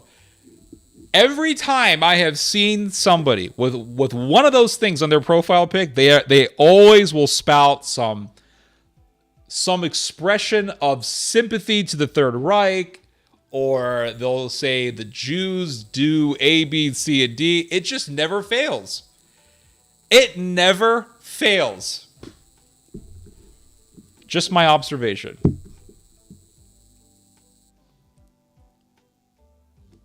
Higher education indoctrination is actually started in primary school. Okay. Well, I went to the public education system, and I can tell you there was a lot of weird shit they were teaching us. We don't believe God is a man that could be tortured. God to us is the Father to you. We don't believe that God is a man.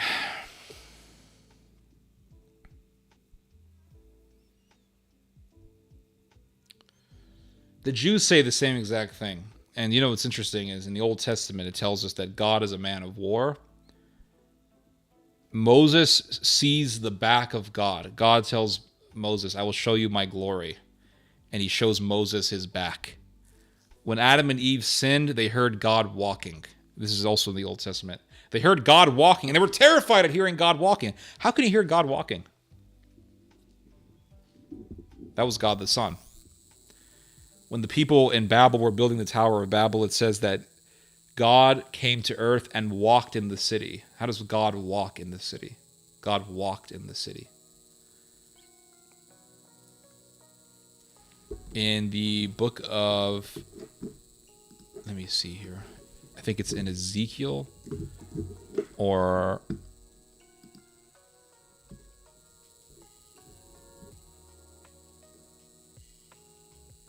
in the book of Ezekiel, chapter 1, Ezekiel sees a man in the sky, and he says that the man was the glory of God. And it says here, I'm reading it right now in Ezekiel chapter 1, it says, this was the appearance of the likeness of the glory of the Lord. He sees a man, and it says that it was the likeness of the glory of the Lord. And he says here, when I saw it, I fell face down, and I heard the voice of one speaking. Why would you fall face down? seeing just a man. Abraham saw 3 men approaching him, and he bowed down to one of them. This is in the book of Genesis, by the way. Abraham sees 3 men coming towards him, and he bows down before one of them. And then as the 3 men were leaving, one of them stays and talks with Abraham. And Abraham says, well, will you show mercy to Sodom and Gomorrah if there are 10 righteous men? And the man says to Abraham, I will show mercy if there are 10 righteous people living in Sodom. Wait, I thought it was just a man. God appeared as a man to humans in the era of the Old Testament. So even in the Old Testament, it tells us that God became man. But of course, Muslims want to deny all that. Muslims will say, oh, that's been corrupted. That was added in there later. Yeah, sure. It's right there in the Old Testament, before the Quran was even written. Here we go.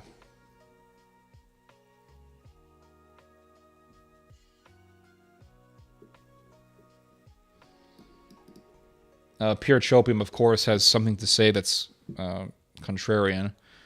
He says, Ted, while I agree with you that the Son became flesh, these are bad examples. They're not bad examples. They're not bad examples at all. Jesus said, Jesus saw me and knew who I was. Before Abraham was, I am. What was the verse again? I don't want to get it wrong. Abraham.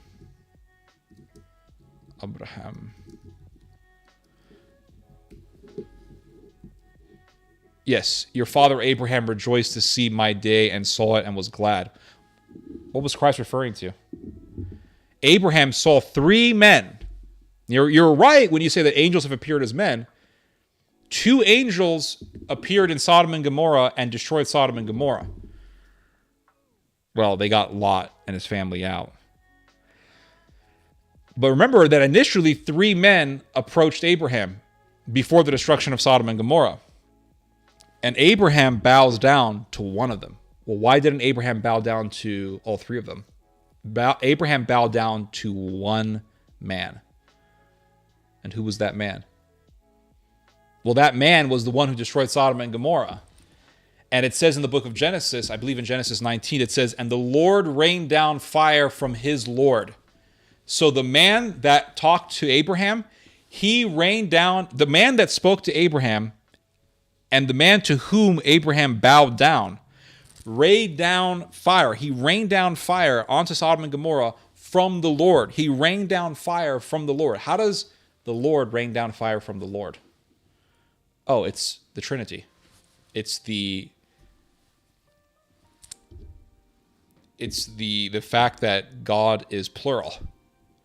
It's the plurality of God. It's God the Son raining down fire from his Father onto Sodom and Gomorrah.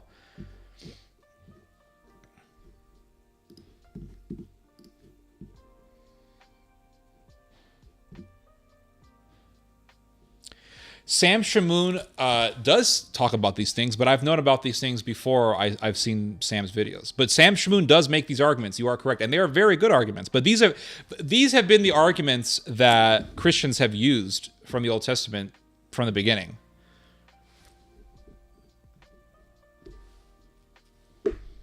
This was from the book of Daniel.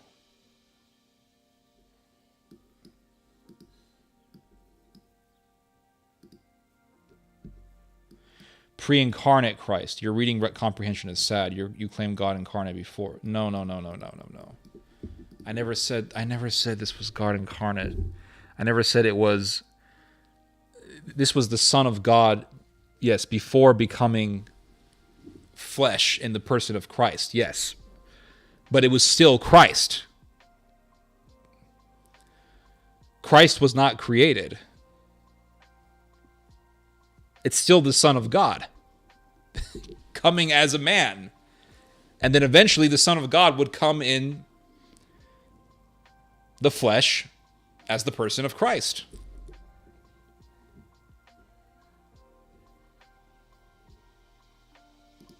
We have similar analogies in the Quran that describe God by human actions or parts. So you have actual stories in the Quran where Allah appears as a man and Abraham is bowing down to him. You said he was a man. Well, it describes him as a man in the Old Testament. So are you going to argue with the Old Testament? It says that 3 men approached Abraham, and Abraham bowed down to one of them. Yes, it was God as a man. Yes. Never said that it was the hypostatic union that we know as Christ. Okay.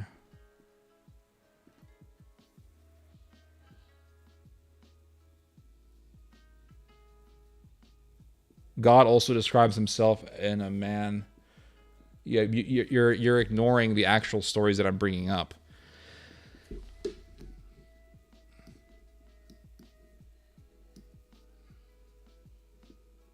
Were those angels also men? Not in the sense that we are, obviously not. Do I have to state the obvious to you? If I don't state the obvious to you, then I'm not implying the obvious. Is that what you're arguing? Like, I have to state the obvious to everybody, right? If I don't state the obvious to everybody, then I have to hear these arguments all the time. Were those angels? Obviously not. I literally said Abraham bowed down to one of them. How could you bow down to someone who was merely a man? And that's what I said. I said, is this really just a man? Obviously not. This was God who came as a man to Abraham. Like, what do I have to say the obvious when it's obvious? I don't have to state the obvious. Obviously, they weren't men. Oh my God. It's the Trinity. Yes, the Lord rained down fire from the Lord. The man who spoke with Abraham, because it describes him as a man, was actually God the Son. And it said that he rained down fire. He, the Lord, in Genesis 19, rained down fire from the Lord. Here we go.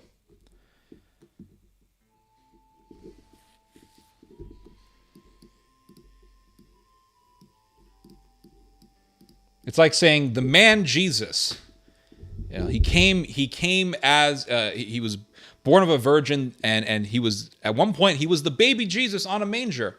Was he really just a baby? Obviously not. Anyone within the Christian worldview knows that the baby Jesus wasn't just a baby. Placebo. Here we go.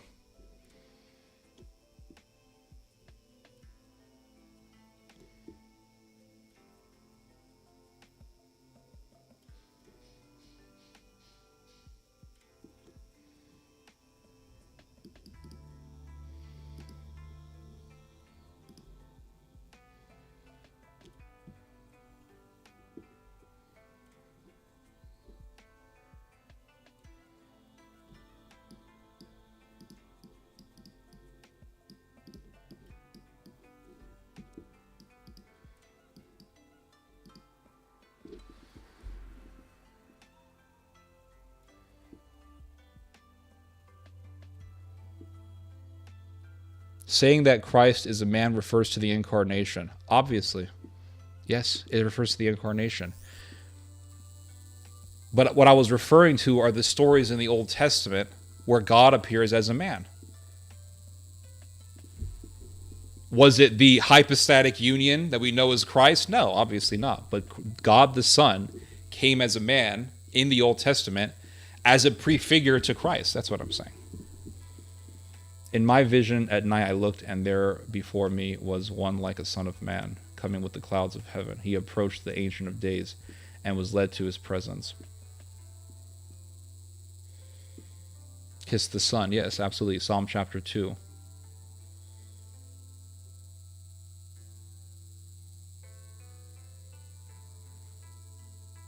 You keep saying that he describes himself in a man's pronoun, but he is one and only.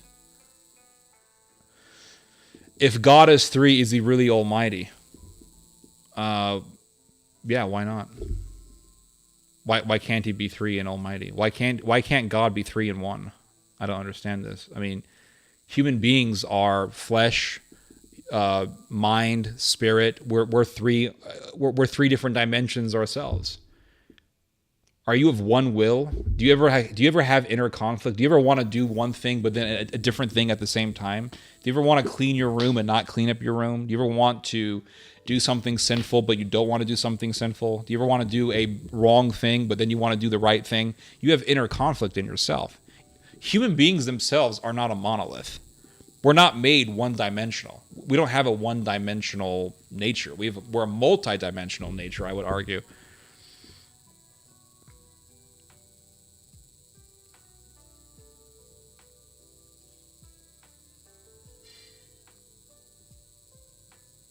Because people say, well, God cannot come as a man, but he appeared as a man in the Old Testament. That was my whole point.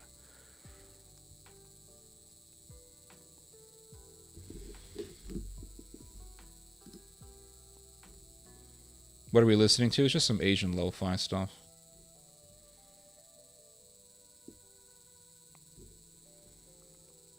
God never appeared as a bush. He appeared as fire on a bush. I don't think no one's ever said that God was a bush. He manifested as fire, yes. No, because the Muslims argue that God can never appear as a man. But God did appear as a man in the Old Testament. That's the whole point. McDonald's or Wendy's, I'd much rather talk about that topic.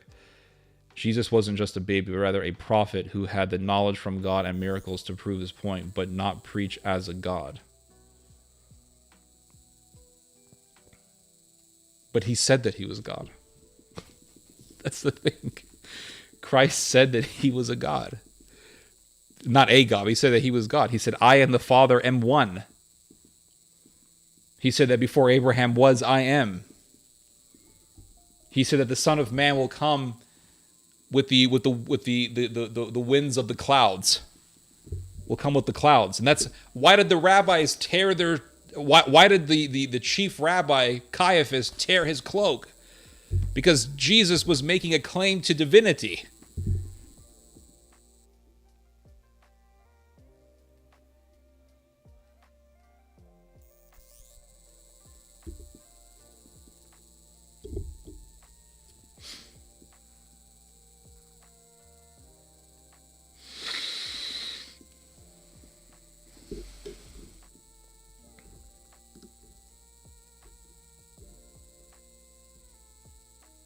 We are not monodimensional, but human rules don't apply to the Creator.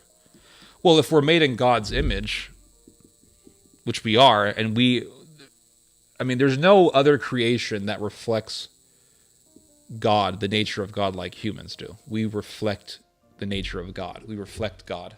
And that's why we're the only creature that prays to God. We're the only creature that talks about God. We're the only creature that can think about divine things. We're the only creatures that build churches and build temples. We have a spiritual dimension with us, so we reflect the nature of God. We are a reflection of the Creator. And, well, that reflection is seen in our multidimensional nature. The fact that, animals have a singular will. Animals are like eat, mate, sleep, kill. They're just one will. Human beings, we have multiple wills. You can be super hungry and want to gorge yourself, but then you can say, wait a second, I should restrain myself. You could have urges to drink alcohol, but then you can say, no, I want to restrain myself. You can have the urge to do something sinful, but then say, okay, I need to restrain myself, and you can restrain yourself. That's something that animals don't have. Animals just have one will. That's very consistent. You know exactly what a cat's going to do. You know exactly what a dog's going to do. Human beings are in many ways, we're much more unpredictable than animals because of that reason. You can have someone who is extremely obese and they have urges to be gluttons, but then they can say, wait a second, I need to change. And they can actually counter that will that has led them into gluttony and wants to continue to lead them into gluttony. And the same thing goes for any other sin. So in that respect, humans are extremely distinct. And where does that distinction come from? That distinction, that multidimensional nature of humans comes from God. So this is why we say that man was made in God's image. And that unique, distinct nature of man, I think, indicates that. And so the fact that we as humans are multidimensional, we have multiple wills. Well, God has multiple wills. There's a human will. In Christ, there's a human will and there's a divine will. And that's why Christ is sweating blood before his execution. That's why the humanity of Christ is crying out, Father, Father, why have you forsaken me? That's the human will of Christ. There's a divine will of Christ, which says, I submit to the will of my Father. This cup that you have given, for example, in the Garden of Gethsemane, he says, let this cup pass me, or something like that. That was the humanity of Christ speaking. It was also the humanity of Peter that told Christ, don't go to Jerusalem, they're going to kill you. And Christ tells Peter, get thee behind me, Satan. That was the divine will of Christ. That was Christ submitting to the will of his Father. So there's different wills, multiple wills, but of course you're going to reject that. I don't expect you to accept anything that I'm saying. I believe simply that God can do anything except do evil. Exactly. And I don't know why people put such a limit on God. I don't know why. Like, God can't become a man. Why not? I mean, why not? What about angels? If Christ is the Word of God and God became and took on human form in the man Jesus of Nazareth, and if that God died for our sins and rose from the dead, the comparison between God and man is analogical and enlightened. It is not a one-to-one literal comparison. Enlightened, you do not seem so enlightened. I believe simply that God can do anything except do. Okay, I already read that. You are not, okay, etc.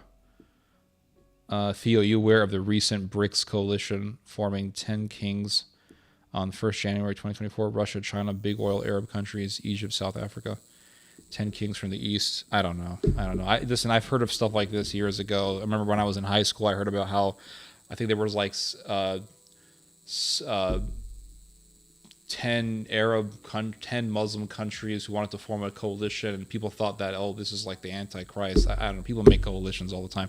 They thought that, what was it, the G8 or something? The G10. They were like, it's the G10. It must be the Antichrist. I don't really take this kind of stuff too seriously. Angels are free-willed spirits. So, what about angels? The difference between angels and us is that, the difference between, I think St. Paul says that we are a little bit less than the angels because we're covered in flesh. We're dressed up with flesh. So that's the reason. I'm going to get a drink, guys. Hold on a second. I'll turn the music up. Hold up.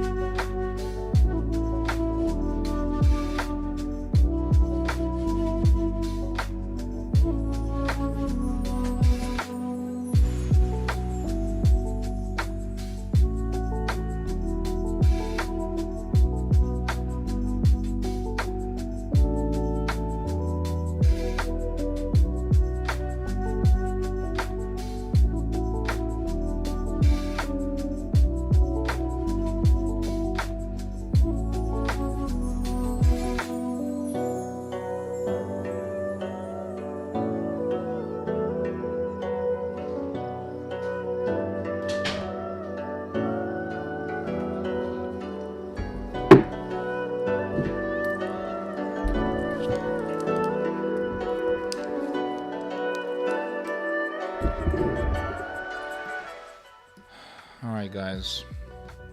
Today's alcohol is makgeolli from Korea. Got this from the Korean supermarket. It's super good. Love this stuff.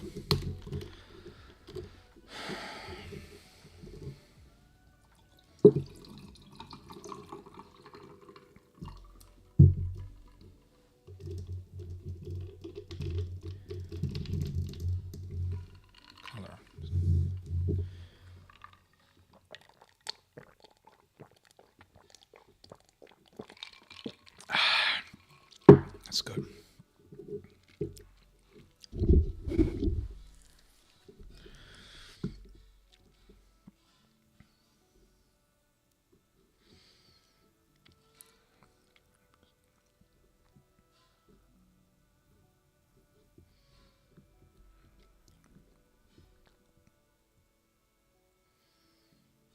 No need to apologize for the off-topic question.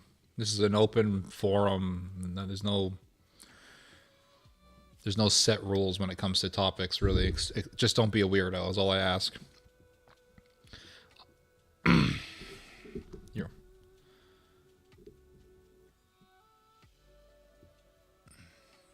Brain can't see Jesus being a special case in history. If anything, the concept of prophets and preachers would be undermined by a man who had a similar role.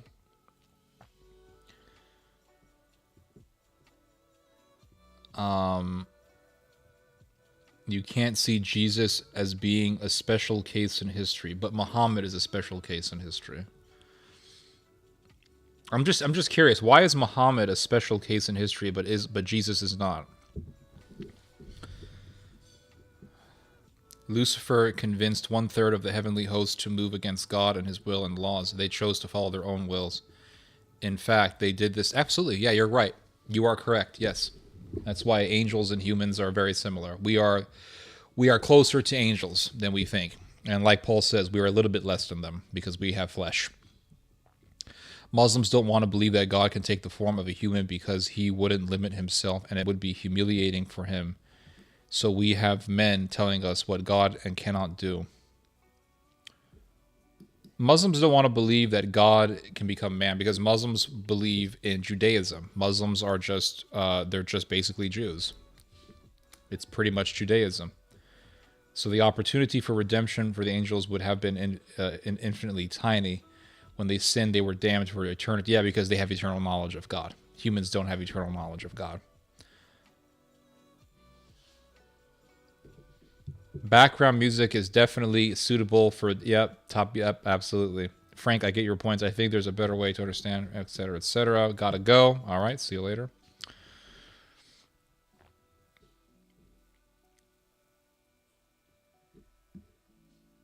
It's time to go to bed. Good live, man. I can get back to watch the rest tomorrow. All right, man. Have a good rest.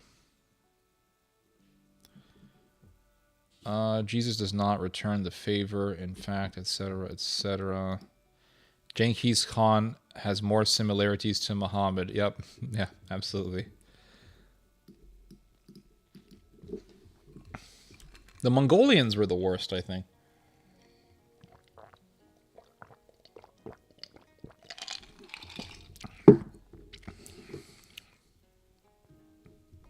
Mongolians were the worst. If you read about Islamic conquest, it's like, okay, what's the purpose of the Islamic conquest? Okay, they want to spread the Tawheed of God. Russia invading Ukraine, okay, they hate NATO or something. It's a reaction to NATO. What was the point of Mongolia just invading all these countries? There was no reason other than the sheer love of massacring people. Genghis Khan murdered millions of people. The Mongolians murdered millions of people. 11% of the world's population was wiped out by the Mongolian Empire. For what reason? I mean, for what reason? The Roman Empire didn't commit such massacres. The Roman Empire didn't murder millions of people. For what purpose was there to murder so many people? There was no reason. Other than that there was no reason, actually. The reason, there is no reason. They just loved killing. They got pleasure out of killing. They got pleasure out of raping. They were just a bunch of serial killers. They were sick bastards. Absolute sick bastards.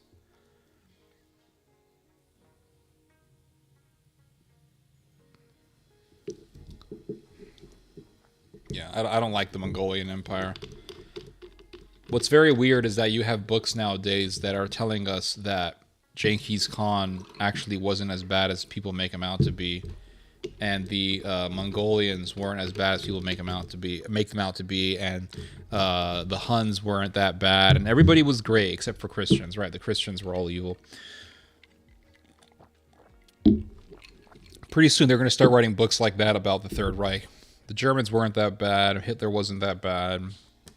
Sure, they did some bad things, but that was just, every empire has done bad things, and every government's done bad things.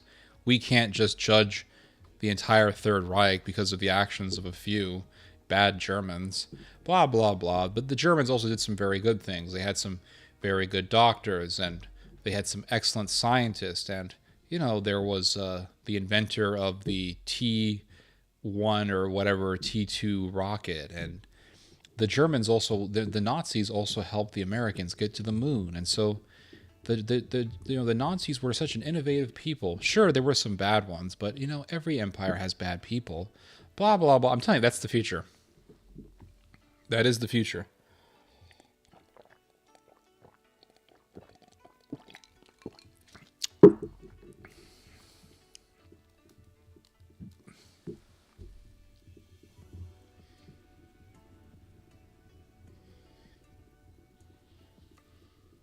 That is the future.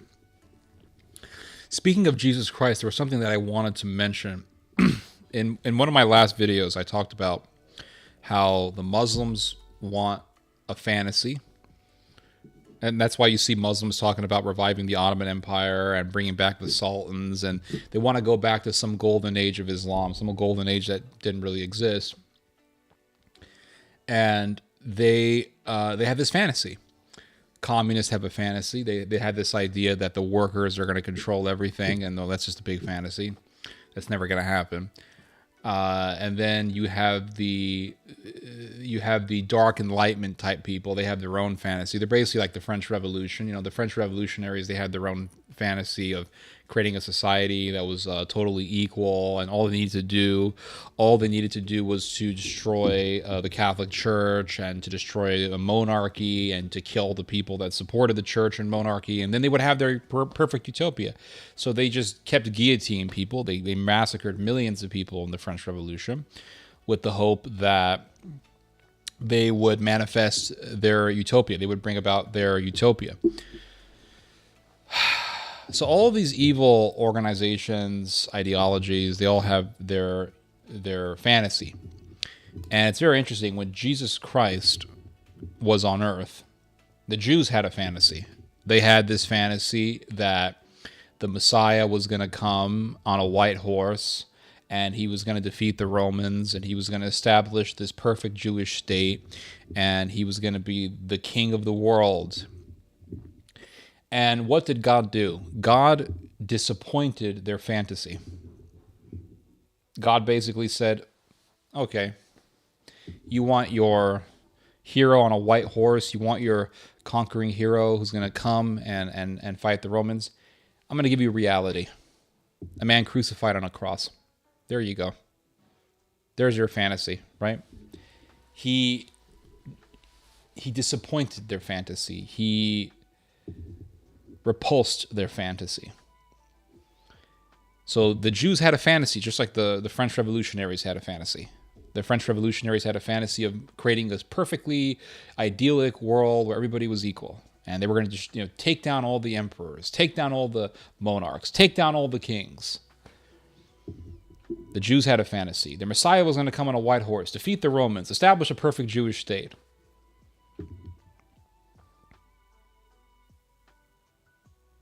Well, the Messiah came, and God basically said, you have your fantasy, but here's the reality. A man nailed to a cross. That's the reality. A man nailed to a cross. So he dispelled their fantasy.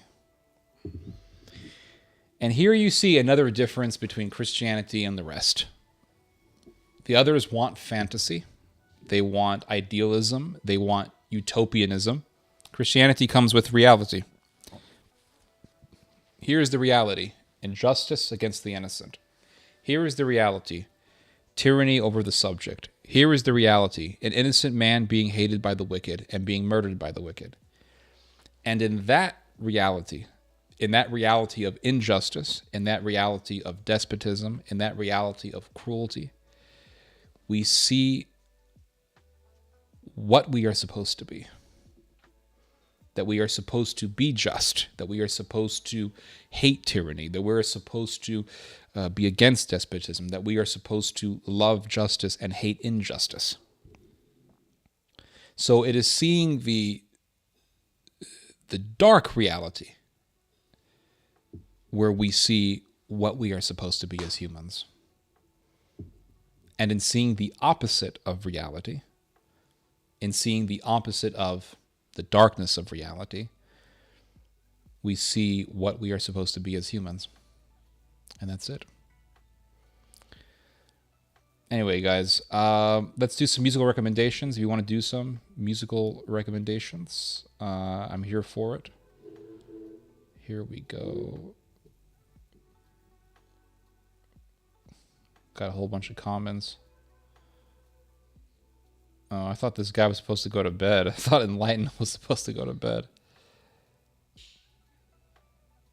That lo-fi is good. Oh yeah, you can't really beat lo-fi. Lo-fi is just very nice and neutral and very calming. It's basically the jazz music of our time.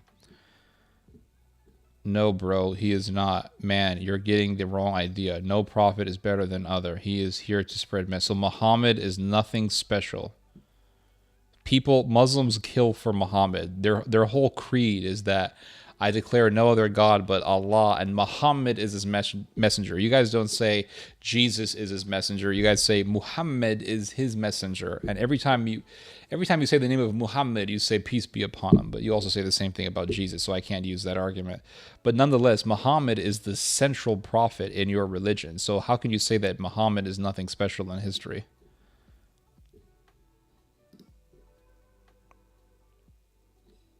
Genghis Khan had a dream where he wanted to take over the world.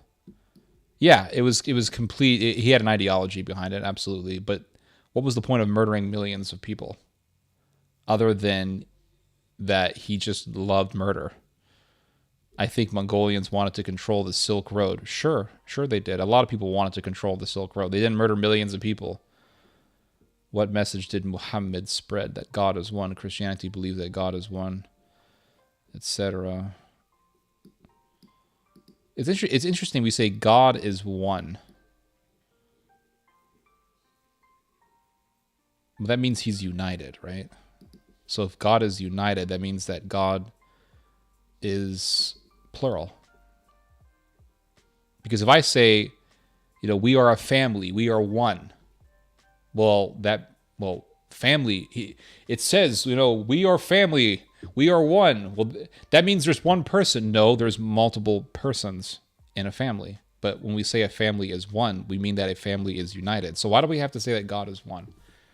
It doesn't say there is one God. It says God is one. Just like people can say we're a family, we're one.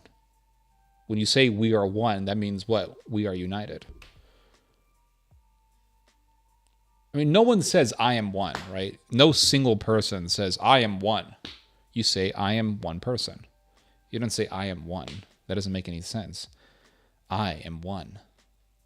Well, that means that there's a plurality to your person, or there is a plurality to yourself that is one.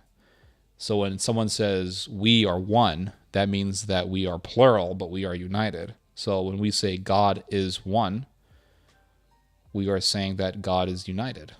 We are implying a plurality. Just a thought. For Mongol people, Genghis Khan was sadly a hero. But yep, that's correct. They worship that guy. And isn't it sad that the only person that Mongolians are proud of is a mass murderer and the greatest rapist in history? Isn't that weird? Like, I would never go to Mongolia. That's one country I would never want to go to. Why would I go to a country whose biggest hero just so happens to be the biggest rapist in history? Why would I go to that country? That's a whack job of a country. Like, people want to bring back Mexican paganism. Who wants to go back to human sacrifice? Cartels do. Mexican cartels. And a lot of Mexican people, sadly, are really stupid. Sadly, and I'm saying this as someone whose mother is Hispanic. A lot of Mexican people are very stupid people. And I used to live in Mexico, and I can tell you right now, they're very dumb. They're not smart people. They're not. A lot of them are very stupid people who believe in anything, and they believe in any sort of trends that come from America.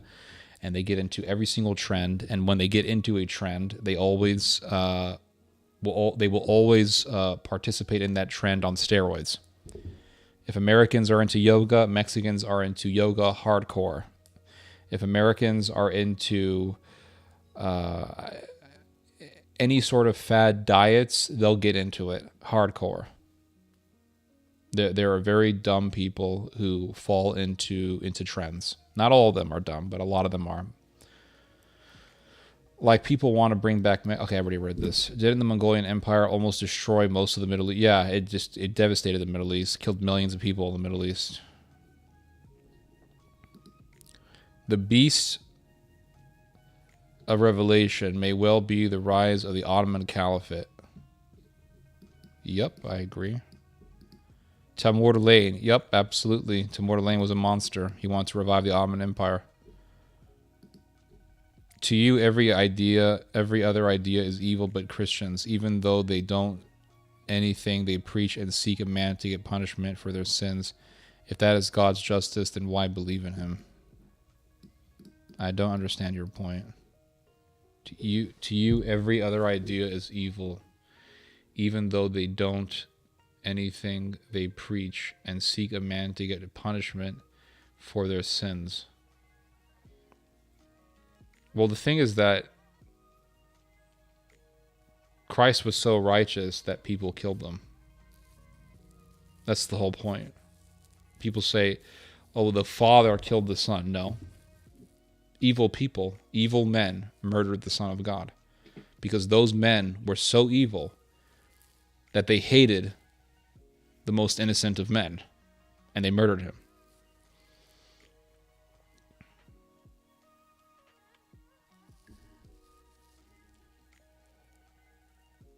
Yeah, how do Muslims define one team? Is Argentina one country, and what does that mean? Yeah, exactly. On the American penny, it says "e pluribus unum." From many, we become one, right? From many, become one. That only makes sense if there is a unity of a plurality. That's when that only makes sense, right? If I say, listen, if I came up to you and I said, I am one, you would think I'm a crazy person. Because you're one person. Now, if I said, I'm only one man, well, that would make sense. But if a family comes to you and says, we are one family, it says they are one. That means there's only one person. No, it means there's a plurality of persons, but they are united. We have some musical recommendations. I'm Mexican too and can't agree. The Mongols destroyed Baghdad when it was at its golden age. That's sad. Oh, you're Hispanic. Okay. I'm glad we can agree on that. Okay, there's some musical recommendations here. The Gathering, Saturnine.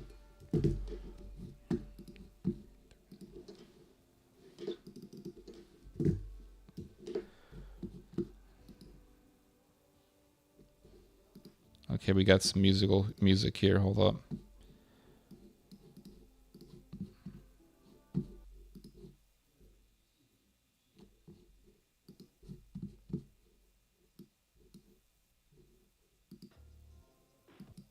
All right, let's hear this.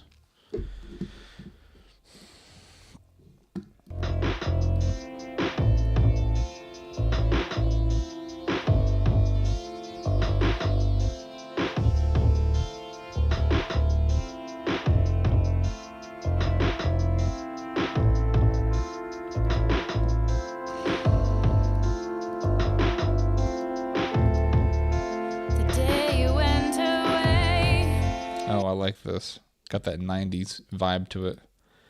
The year 2000. There you go. It's pretty much 1990s music. Wow, this is nice. You had to screw me over. I guess you didn't know. All the stuff you left me with is way too much to handle. But I guess you don't care. Ooh.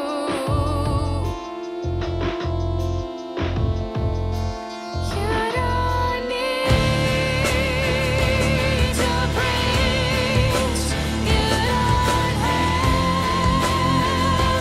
to love me all the time.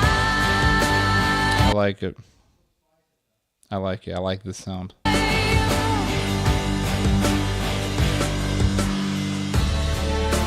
Whatever on earth possessed you to make this bold decision? I guess you don't need me. While whispering those words, I cried like a baby, hoping you would care.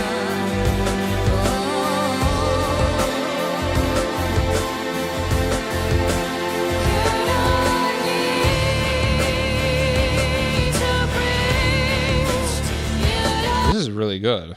Man, how come I never heard about this? This is really good music. My cat is hungry.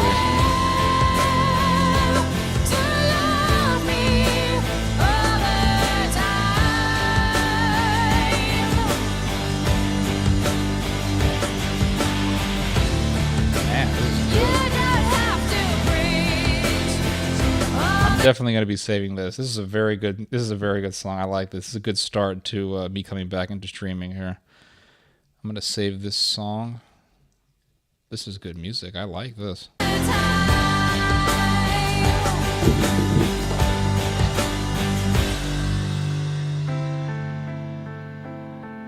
Ooh, I like this. This is nice.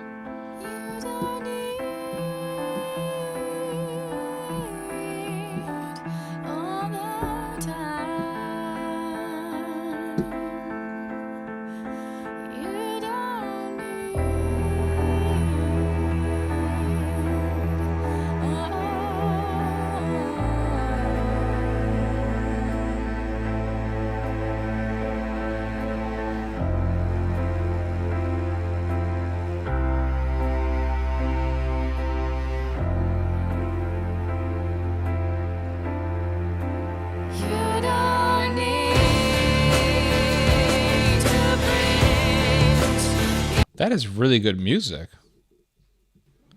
What country did this come from? The Gathering. What is this British? What is this?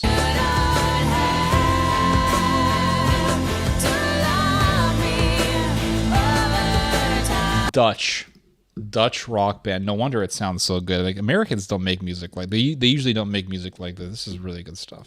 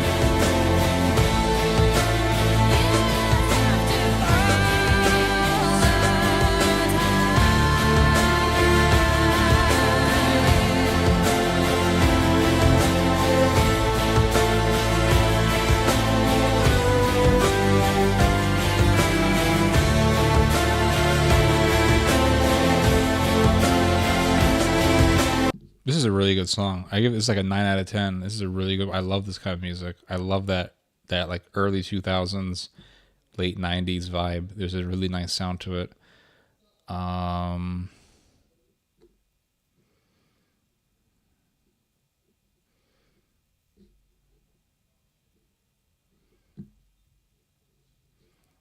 Turkish food is really good. Yeah, it is actually. It looks amazing. It's like Greek food. Reminds me of Greek food. Holland. Awesome.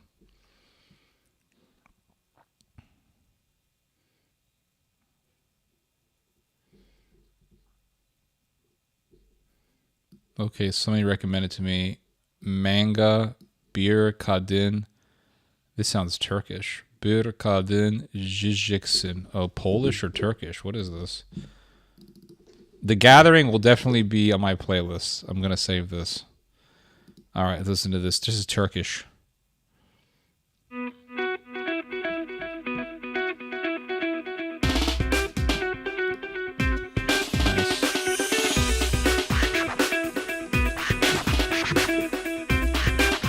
This is a Turkish Linkin Park. Let's hear some more.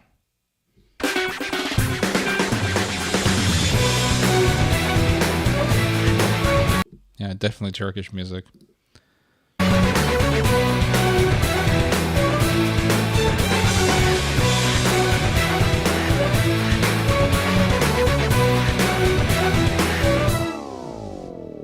Ne kadar oldu bu hayata geleli söyle. Ne olacaksın büyüyünce diye sorulan sorular tarih oldu ama senin kafan hala dolu. İşte benim hissesinim, işte onun diye.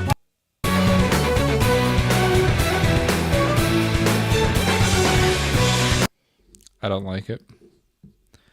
Next song, Zana, Erase. Let's give this one a listen. This one sounds like some weird Turkish attempt at making new metal.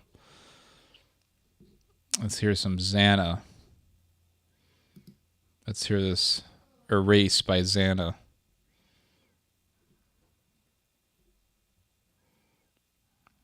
Erase everything in my mind. Show me just how to find inspiration in all this devastation. I like this. Nice techno song. I just want to add something real quick, guys. I'm drinking alcohol right now. Do you see me becoming a monster? Am I becoming a monster? Drinking this alcohol? Do you see me transforming into a different person? Nothing's happening to me. It's just making me more relaxed. That's all it's doing. I laugh at all these people that are like, alcohol made my father. Your father was a monster already. Just accept it. Anyway, I just wanted to make that point. Me how to see the light. Colors that seem to hide in the face of all this broken chaos.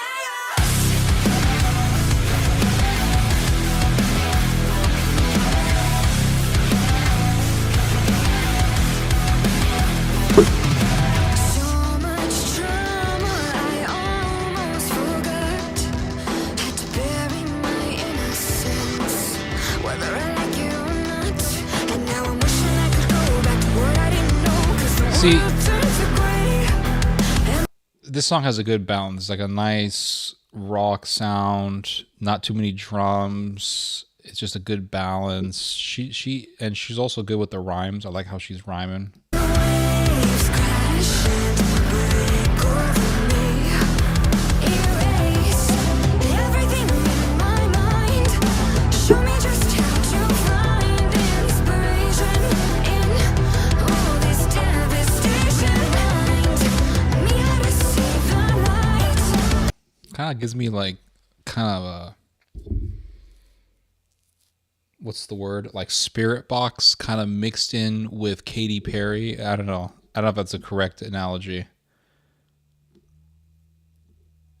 Nice song. I feel like I'm in the last Turkish election. Don't say that Turkish food is like Greek food. It's the other way around. No, Turkish food and Greek food. Dude, aren't Turks just Greeks? Aren't you guys just Muslim Greeks? They've done genetic tests on people in Turkey, and they show that people in Turkey are just Greeks. Like, you guys used to be people in Turkey. Your ancestors were Christians. Y'all's ancestors were Christians, man. You guys got forced into Islam by people from Central Asia, and they're converted followers. A lot of people in Turkey are the descendants of Greek Christians. Look into your ancestry. Your ancestors, I can almost guarantee you, didn't come from Central Asia. They were Hellenized Christians that were forced into Islam. I'm going to say it right now. That is the most obvious truth about Turkish people that nobody ever wants to say. Nobody wants to say this ever. It's like when black dudes get rich, they marry white women. That's an obvious fact that no one really wants to say, like the king ain't got no clothes. Turkish people aren't really Turkish. You're not Turkish. You guys are Turkified Greeks. You guys got forced into Islam. Your ancestors got forced into Islam. You guys used to worship the Trinity. Now you guys worship some weird Jewish Arab god. There you go. I said it. I've said what needs to be said on the internet. Did you hear from the new song Linkin Park that was recorded for Metallica but never released? No, I think I did listen to it. I don't know. Someone gave me a song a number of months ago that came from Linkin Park that was unreleased until recently. Let's see here. They got chucked. Yeah. Sabaton is Swedish hillbilly metal. I couldn't agree more. Sabaton. No Sabaton. Please, God, don't torture me with Sabaton. The song hits good. I agree. 8 out of 10 by Mr. Simic. I agree. Alcohol makes me say I love you, bro. There you go. Alcohol does not make you into a monster, dude. It just reveals you. If you become really chill with alcohol, you're a chill dude. That's it. You're just a chill dude.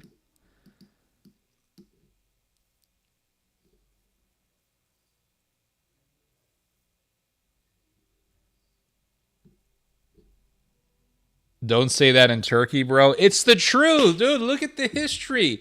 You guys were all Greeks at one point in time. You guys were all Greeks. You guys were worshiping the Trinity. You guys had the Hagia Sophia. You had the greatest church in history.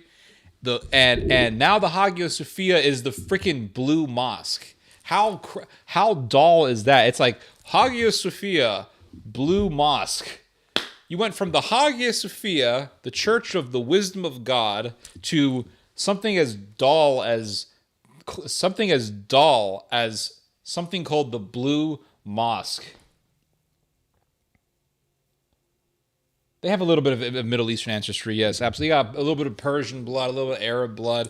But if you look at the genetics of people in Turkey, you will find that your ancestors were Greeks. Most of you guys have zero ancestry in Central Asia, where the original Turks come from. If you're not from Central Asia, you're not Turkish.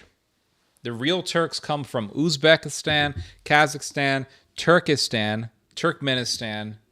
Those are the real Turks. Mongolians are more Turkish than you guys. Straight up, Mongolians are more Turkish than people in Turkey. You guys were not even called Turkey until the end of World War I. Before that, you guys were called Anatolia.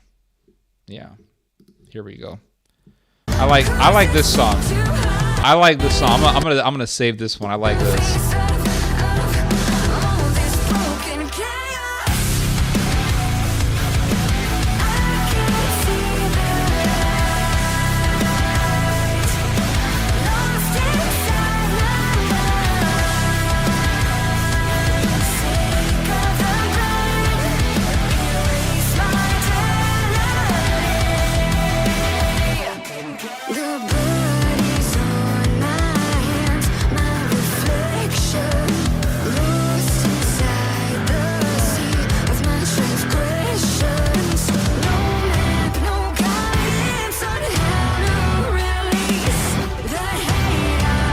Somebody just made a really good analogy for the Trinity.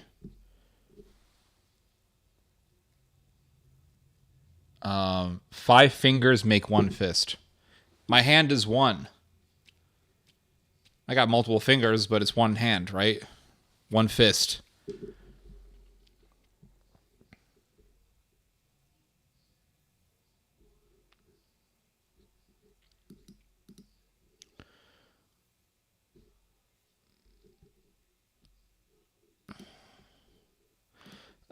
Bob Vic asks, do you think we're gonna go to war with Iran? Not anytime soon. No, I don't think so. maybe eventually in the end. I don't know. It's hard to tell at this point. I don't think America is really interested in any wars right now. Not even with Russia.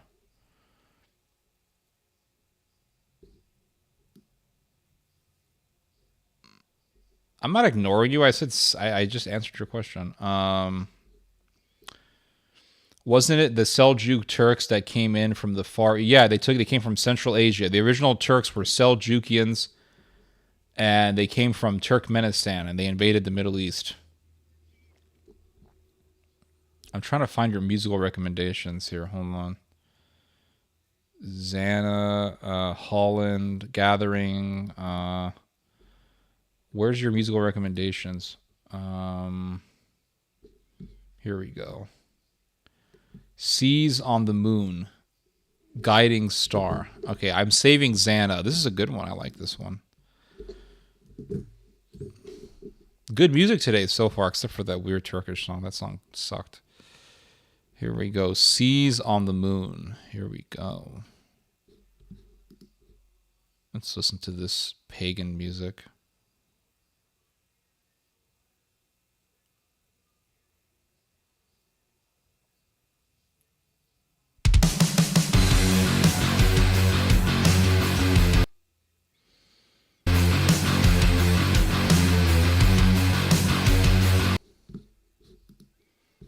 Why is YouTube acting so retarded?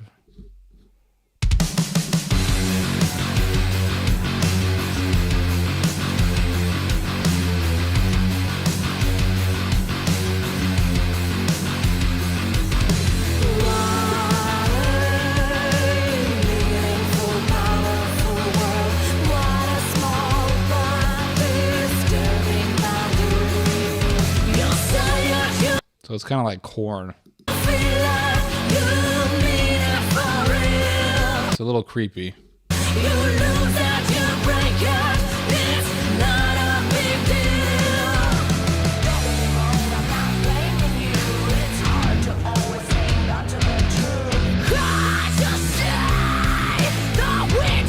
I don't like it. A little too weird for me. Guys, real quick, I have to go get something real quick. Okay, give me like 1 minute. Okay, I'm going to play some music for you guys. Hold on. Why is YouTube acting so slow? I think it's because I refuse to use... I think it's because I use ad blocker that YouTube has now made everything super slow for me.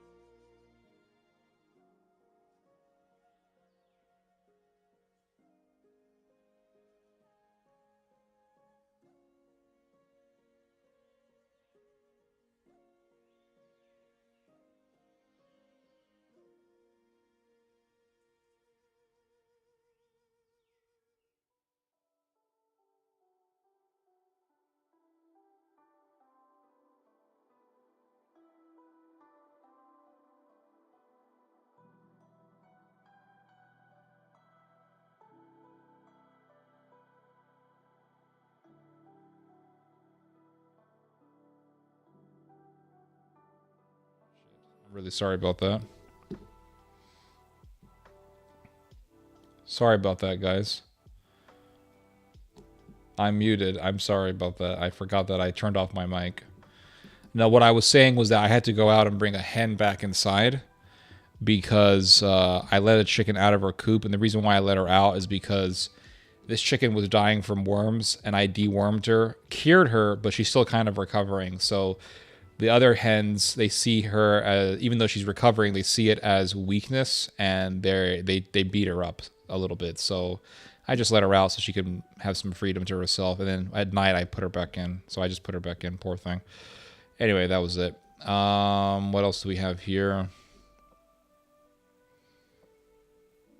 We have The Gathering, Xana. Oh, somebody recommended me this song. Hold on a second.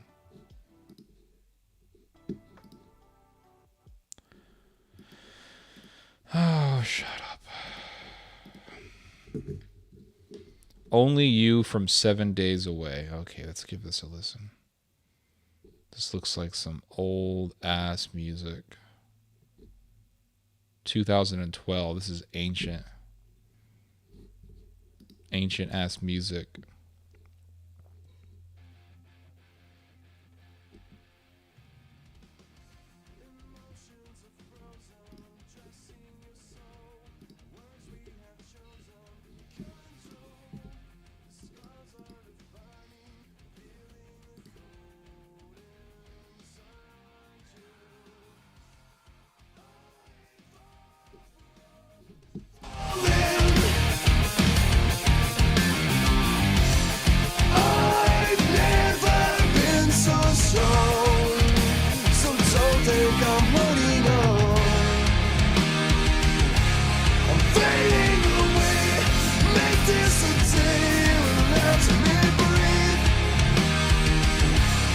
Chasing a light, I'll help you decide which way to lead. So here is the omen, so bury its gold.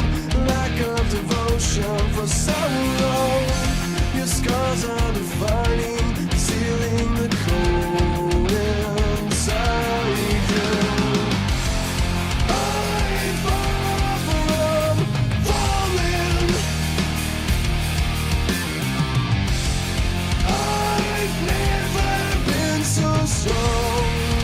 I like it. I like it. It has a very typical that early 2000s, early 2010s vibe to it. It sounds nice. I like it. It's not an amazing song. It's not very unique. It's very run of the mill, to be honest with you, but I like it. MF Doom. There's a reason. There were a lot of bands in those days that made music like this, and no one ever talks about them anymore because they just made run of the mill stuff. There have been very few. There have been very few bands in history that have made very unique pieces of music. And what I've noticed is that really good bands will make a handful of really unique songs. Like Foo Fighters, for example. Foo Fighters, the band, has made some very unique pieces of music like Everlong or Hero or The Best, right? These are really good songs. But those are their most famous songs. Everlong is probably the most famous song made by Foo Fighters. But if you look at most of the songs made by Foo Fighters, they're pretty generic. Why? Because it takes a lot of work to make a really unique song. So you make a really unique song, people love it, but then you have a whole album to make. So one thing I've noticed about a lot of albums is that most of the songs on most albums are just fillers. They're just fillers that are there to add to the one or two really good songs on the album. That's one thing I've noticed about albums. And I've seen this for a lot of different albums. I saw this with like Jefferson Airplane, the album that they did with the White Rabbit song. The White Rabbit song was amazing. And then they did a couple of other songs on that album that were really good. And this was made in the 1960s, but most of the songs on that album suck. And this has been the case for every genre of music. It's been the case for every decade of music. Every decade of music has some really good songs in it. Except, 1920s music sucks, so that they don't count. Anything I would say from the 1960s onward, you've had some really good songs in each of those decades, but most of the songs from those same decades suck. But then when you go into like 1930s music, I mean, there's no good music from the 1930s. There's no good music from the 1940s. There's no good music from the 1950s. All that music sucks ass. All of it. Like, give me one song from the 20s that's amazing. You can't find one. They all suck. You can find some great music from the 18th century. You can find some great music from the 17th century. You can't find any good music from the 1920s. All of those songs suck. Anyway, one of you guys recommended to me MF Doom Coffin Nails. Okay, let's give this a listen.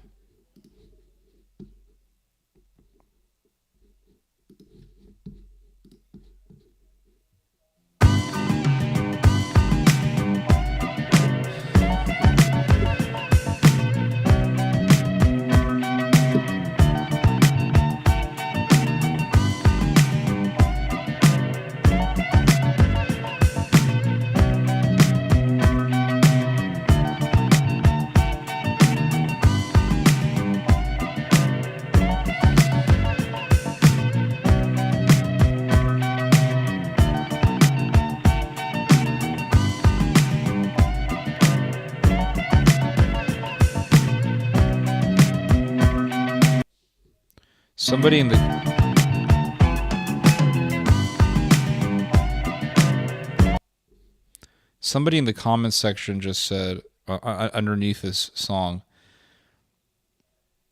this feels like something I would hear in a 24/7 open convenience store. And that is absolutely true. I'm imagining being in a nightmare where I'm in a grocery store and the grocery store never ends and I cannot exit the grocery store, and this music is playing on repeat over and over again forever. And that's what I call a nightmare. Yeah, this is dreadful music. This is absolutely dreadful music. Yeah, this is dreadful. This is the despotism of convenience store music. Bailey Spin, Happy Ending. All right, let's hear this.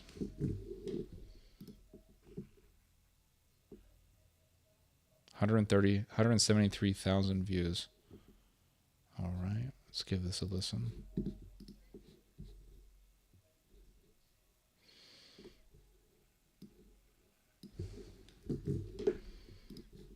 All right, YouTube's been acting kind of slow lately because I refuse to allow ads in my videos.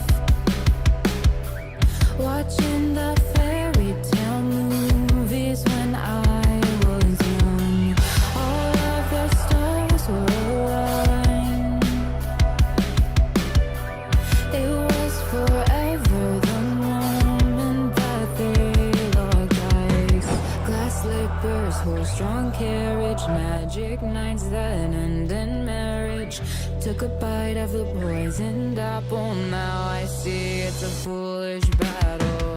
I like it. I like this style of music. I don't know what you would call this style, but I like it. Maybe I'm naive to believe that I could have a happy ending. Love's only real in dreams, but it might be easier to keep pretending. Fantasy shattered.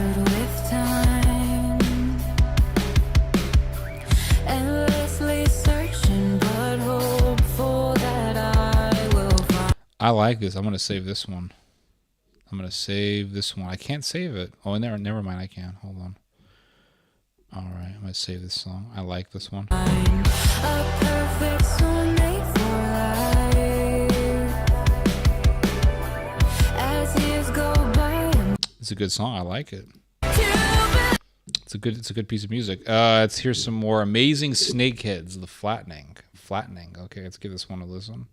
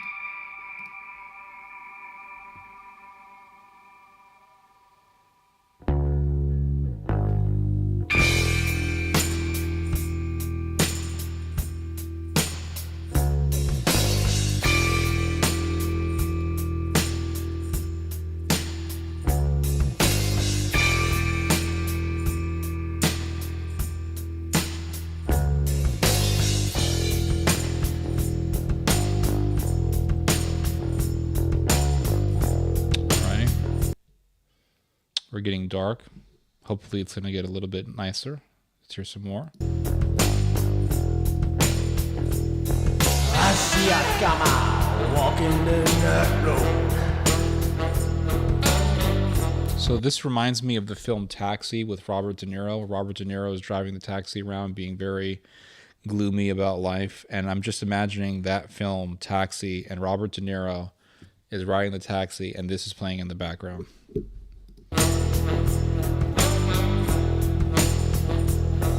I see a come walking in that road.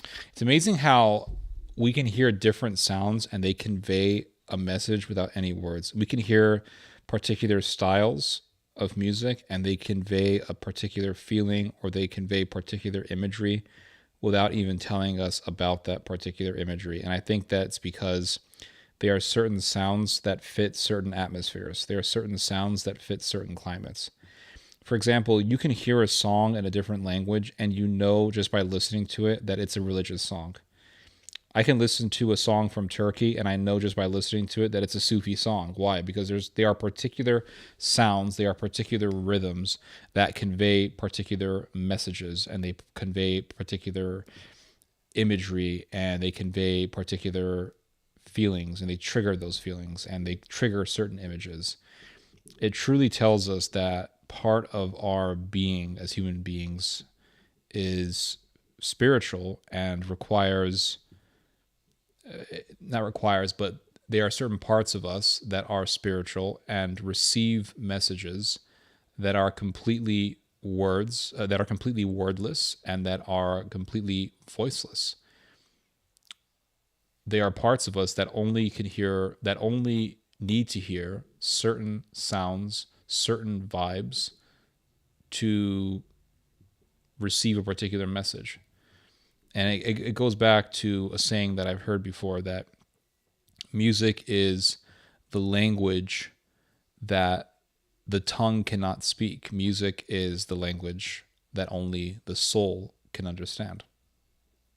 It's very interesting. You can hear a certain style and you're like, yeah, this is Taxi, this is grungy, this is grimy, this is nitty and gritty and dirty and just ugly. You can just hear it. There's something dark about this music.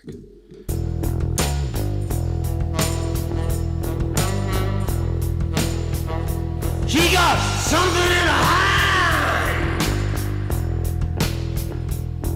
for me. And I say to her, oh, I say to her,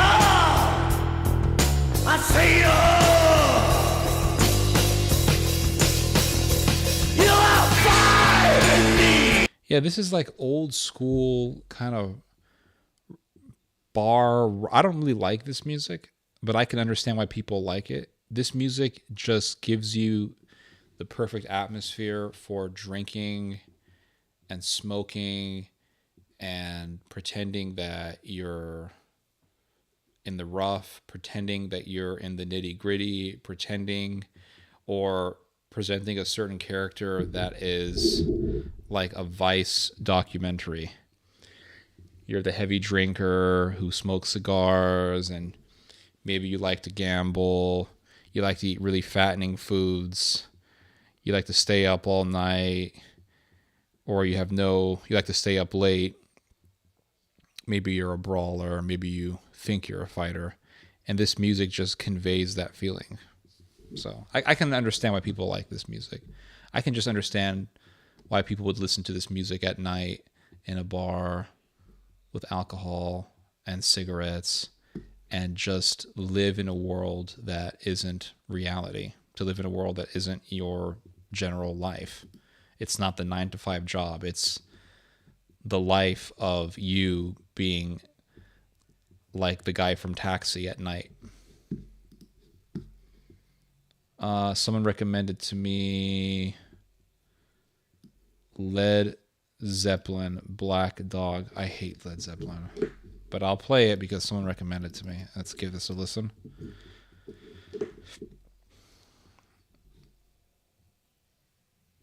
I hate Led Zeppelin music. I just cannot stand it. It's such garbage.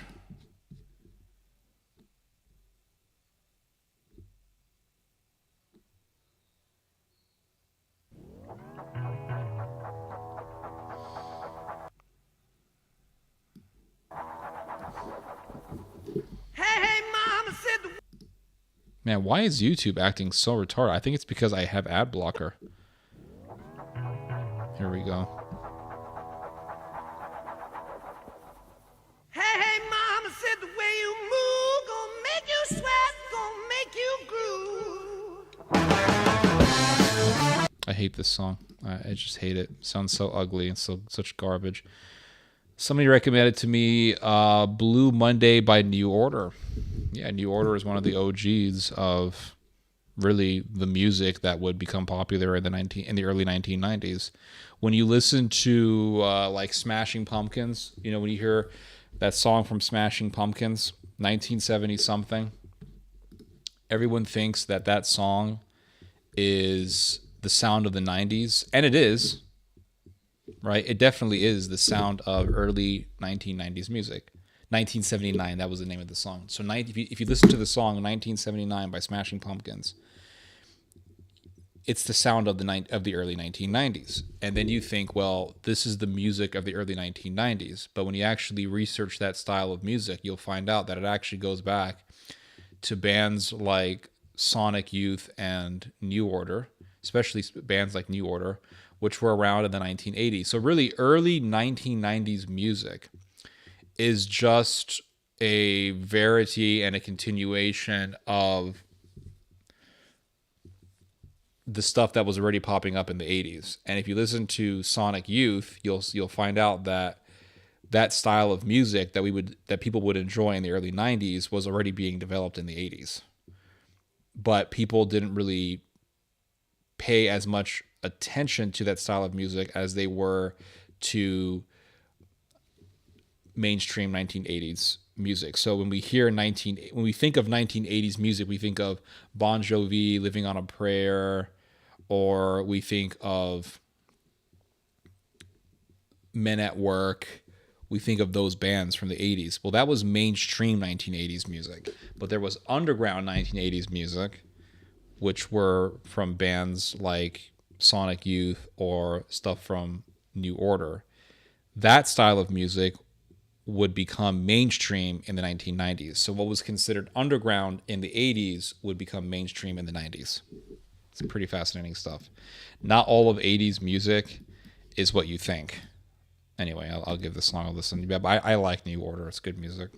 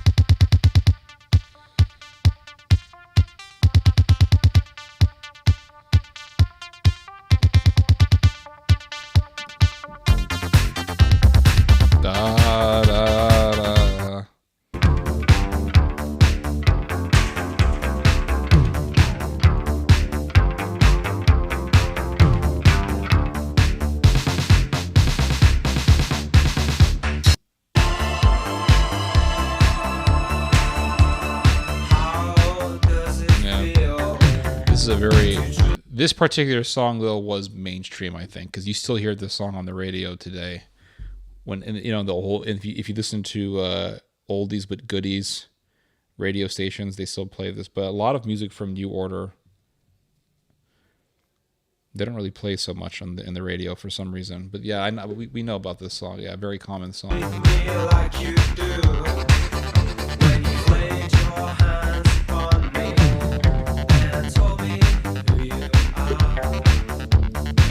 It's okay. This is actually one of the songs from New Order that I don't like as much as some of the other ones. Closey, Kodo. Okay, let's give this one a listen.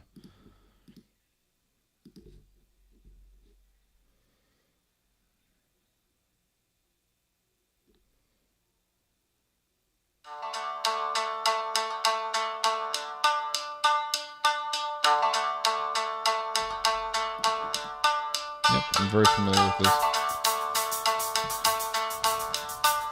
I'm very familiar with this song.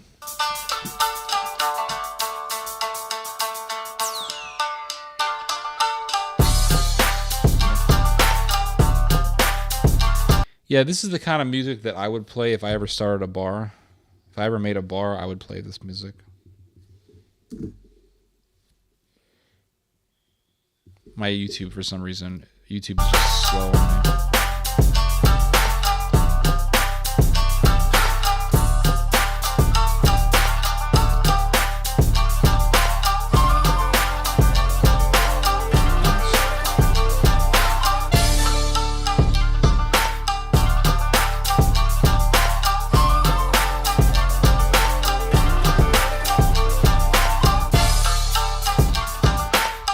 This is pretty good.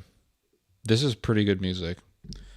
Yes, I think most 60s music sucks. Yes, there's like 3 or 4 songs from the 60s that I listen to. Everything else sucks.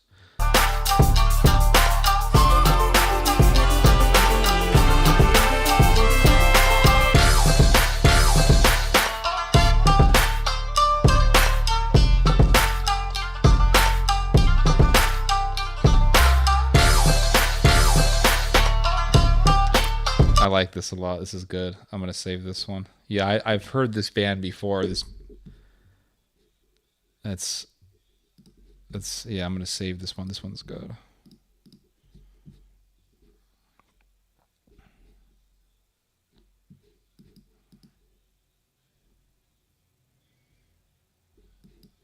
Theo said Foo Fighters has made, but also said have, and both are right. Yeah, I was a little bit confused. Like, Foo Fighters has made. Thinking, wait a second, there's more than one person in the band. So I said Foo Fighters have, but that sounds kind of weird. So I just said has. But yeah, you're absolutely right. It's one band, right? The band is one.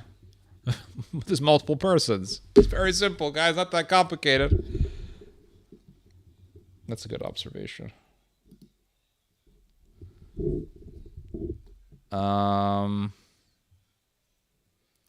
Non-Vicence by 10 years.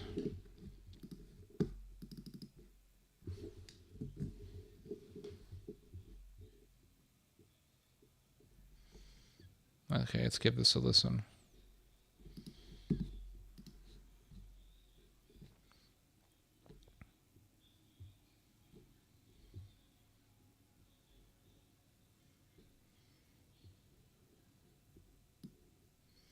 I think I'm going to make a rule.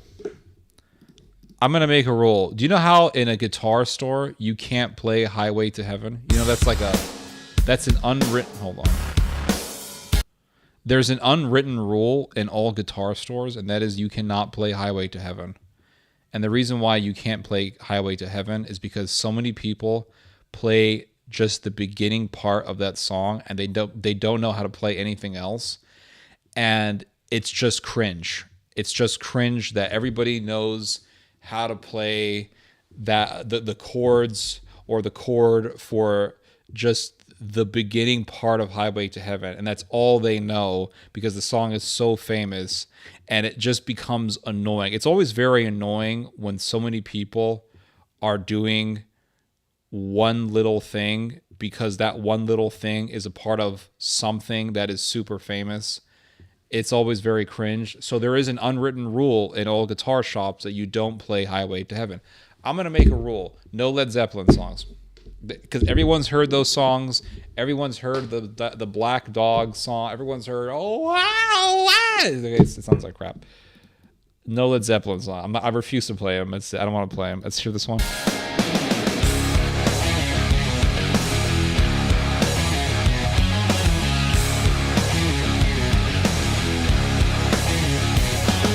With dirt on your knees and blood in your teeth, you want life to lead you to believe in something, but it's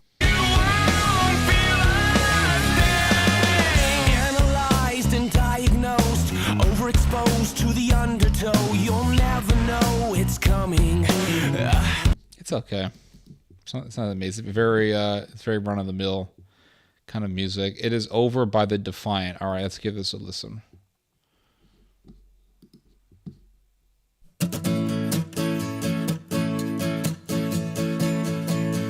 Where do we go now that it is over?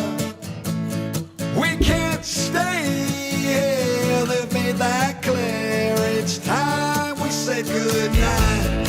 Where do we go now that it is over? We can't stay. It's okay. It's just kind of hippie-ish, very hipster music. It's good for like a barbecue, I guess.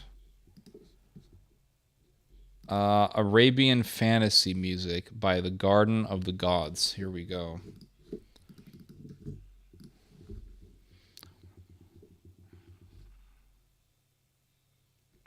All right, here we go.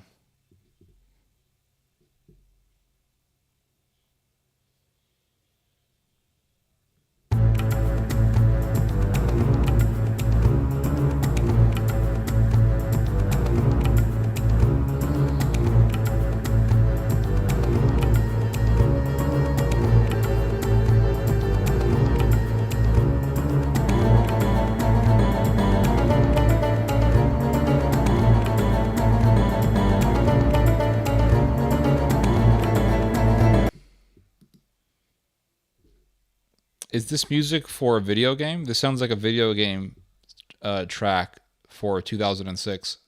I swear I heard this song on Medieval 2. Total War Medieval 2. You're fighting it out with the Mamluks in Egypt. This music is playing in the background. Are you sure this is not video game music? This has to be for a video game.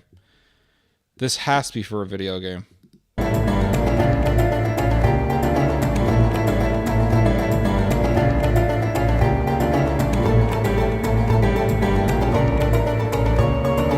This is video game music. That's it. This is like from 2006 video game music. Manfred Mann, Mighty Quinn.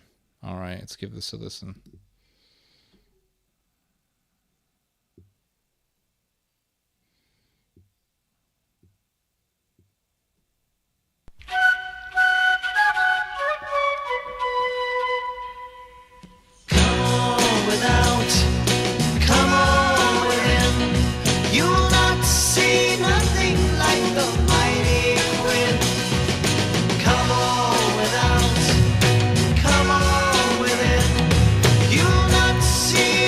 So this is just 1970s music, run of the mill. There's nothing special about this music at all. I don't like it. It just sounds annoying. It's like weird boomer music.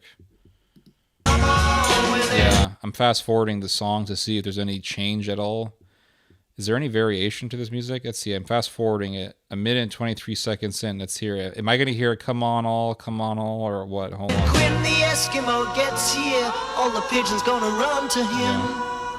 Come on without. Yeah, there's no variation. There's zero creativity. I don't like this music. No offense to the person who suggested it. I can't stand this style of music. This is like Flower Power, Scooby-Doo band music. Scooby-Dooby-Doo. That's what this music is. What else do we got here for the audition? Bemi Angel. Arabian Garden music gets a 6 out of 10. Music recommendations. Mighty Real by Sylvester. Hold on a second here. Somebody recommended to me something else. I don't know what this David Whitley guy in my chat is just like writing all this random shit. I have no idea what he's saying. The bathrooms at CBGB. Just look at this guy's chat. I don't know what this dude is saying. Bemi Angel. Possum Kingdom, so you can't understand. Okay, hold on. I wrote haiku to AI men. Do not we got us a war. Possum Kingdom. The Doors. You sound around Saturn left. Jody was epic. So half angel. Hezekiah, who is she? It's true. I don't know if I should ban this guy or if this dude is basically the electronic version of a homeless man in downtown Seattle. But this is what it's like hearing a homeless man's talk. Have you ever heard a homeless guy in San Francisco or Seattle talk? This is pretty much what it is. Will you write a book about Roman-Jewish war? It seems you are really into the topic. No, I'm not, I don't think I'll ever write a book again. Writing a book, it takes way too much time. I think I've written articles on it, and I'll continue to write on it and do videos on the topic, making historical comparisons, but I don't think I'll ever write a book again. Okay, what else do we got here?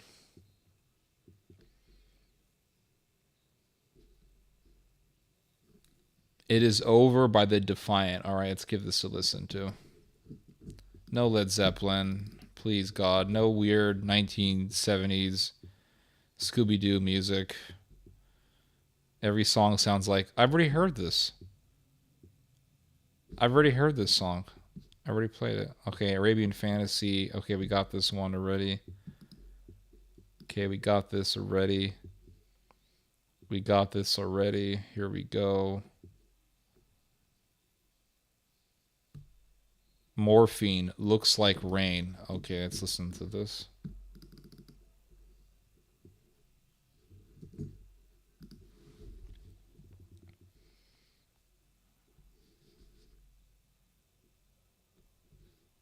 $3.5 million views for this song.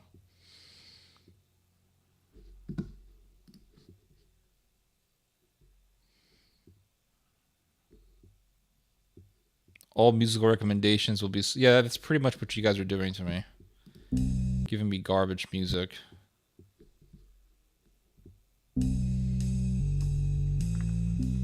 All right.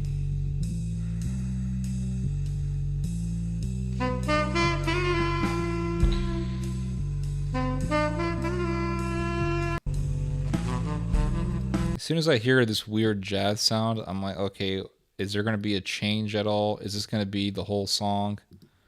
Green. You look like grain. You look like grain. Wow. You look like grain. Wow. You Amazing. look like grain. Amazing. You look like grain. Wow. How does this get 3 million views? Like grain.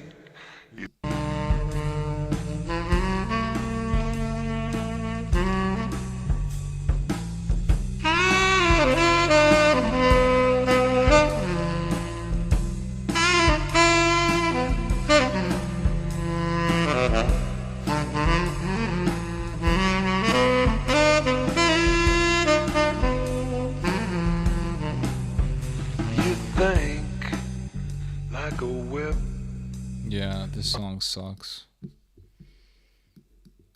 It's a limp ass song.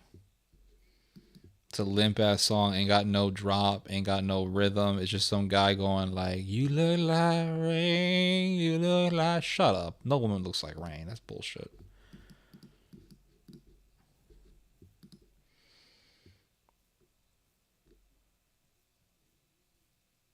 Dude, just recommend to me anything you want. It's nothing against you guys. I'm just gonna tell you what I think about the song, if I think it sucks or not. Declaration: all music recommendations must be music that Ted will possibly dislike. Yep, pretty much. Yeah, Prince of Egypt soundtrack was amazing. By the way, one of the greatest soundtracks ever made. Music recommendations: Mighty Real by Sylvester. Yep, this is definitely going to be a song that I hate. I know I'm going to hate this song. I'm putting myself through torture. Every Friday I wake up and say, I'm going to go through some torture. I know it. Yeah,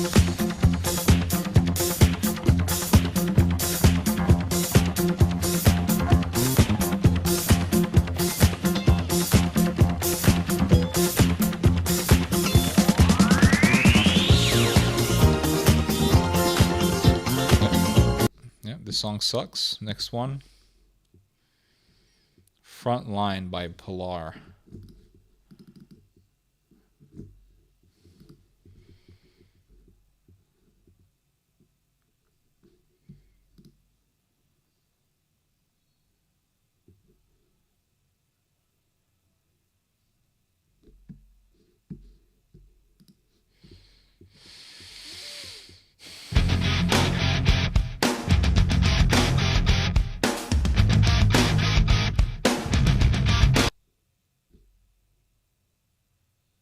It's not like I'm walking alone into the valley of the shadow of death. Stay beside one another, cause it ain't over yet. I'll be willing to bet that We're right back to the year 2001. This is 2001 music. I can almost guarantee you this sounds so much like POD. don't back down. You and I'll be the ones that are holding the crown in the end. When it's over, we can say well done. But not yet, cause it's only begun. So pick up and follow me, we're the only ones to fight this thing until we've won. We'll drive on and don't look back. It doesn't mean we can't learn from our past. All the things that we might have done wrong. We could have been doing this all along. Everybody with your fists raised high. Let me hear your battle cry tonight. Stand aside, step aside. Put a front line. Everybody with your fists raised high. Let me hear your battle cry tonight. You know what's weird is that in the early 2000s, older people would talk about how degenerate our generation was and how Christian their generation was. Like, oh, we went to church and blah, blah, blah. These boomers would talk about how they went to church and how they were better. They were more moral than the millennial generation. And then you read about the boomer generation and how literally sex was a handshake. People don't realize how much sex boomers were having. People don't realize this. They think that they were just walking around listening to the Beatles, going to Bible study. They were having sex way more than millennials are. And millennials are actually the most sexless generation in the history of the world. We're having less sex than any other generation that has ever existed. And I can totally see it. Hell, I mean, look at me. I'm a freaking nerd on a Friday night talking to a bunch of strangers. So we're the most sexless generation in the history of mankind. People don't realize how much sex boomers were having. Sex was a handshake. Everybody was doing it. And then the boomers pointed the finger at us and said, you guys are a bunch of degenerates. Now millennials are doing the same thing to Zoomers. Millennials are saying, back in my day, Christian rock was mainstream. We had POD. We had bands making music like this one. This one is obviously a Christian rock song. We had Creed, and religion was such a big deal when I was growing up in high school, and now religion is not a big deal anymore. I'm thinking, oh my God, millennials are becoming boomers. What is going on? This is so crazy.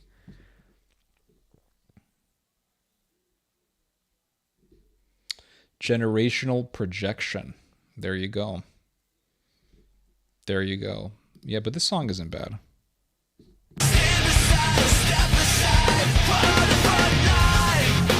But it's true in a sense, though, that when I was growing up in high school, people were probably more religious than they are now. I don't know. Maybe I'm wrong. Maybe maybe Zoomers are just as religious as millennials are and were.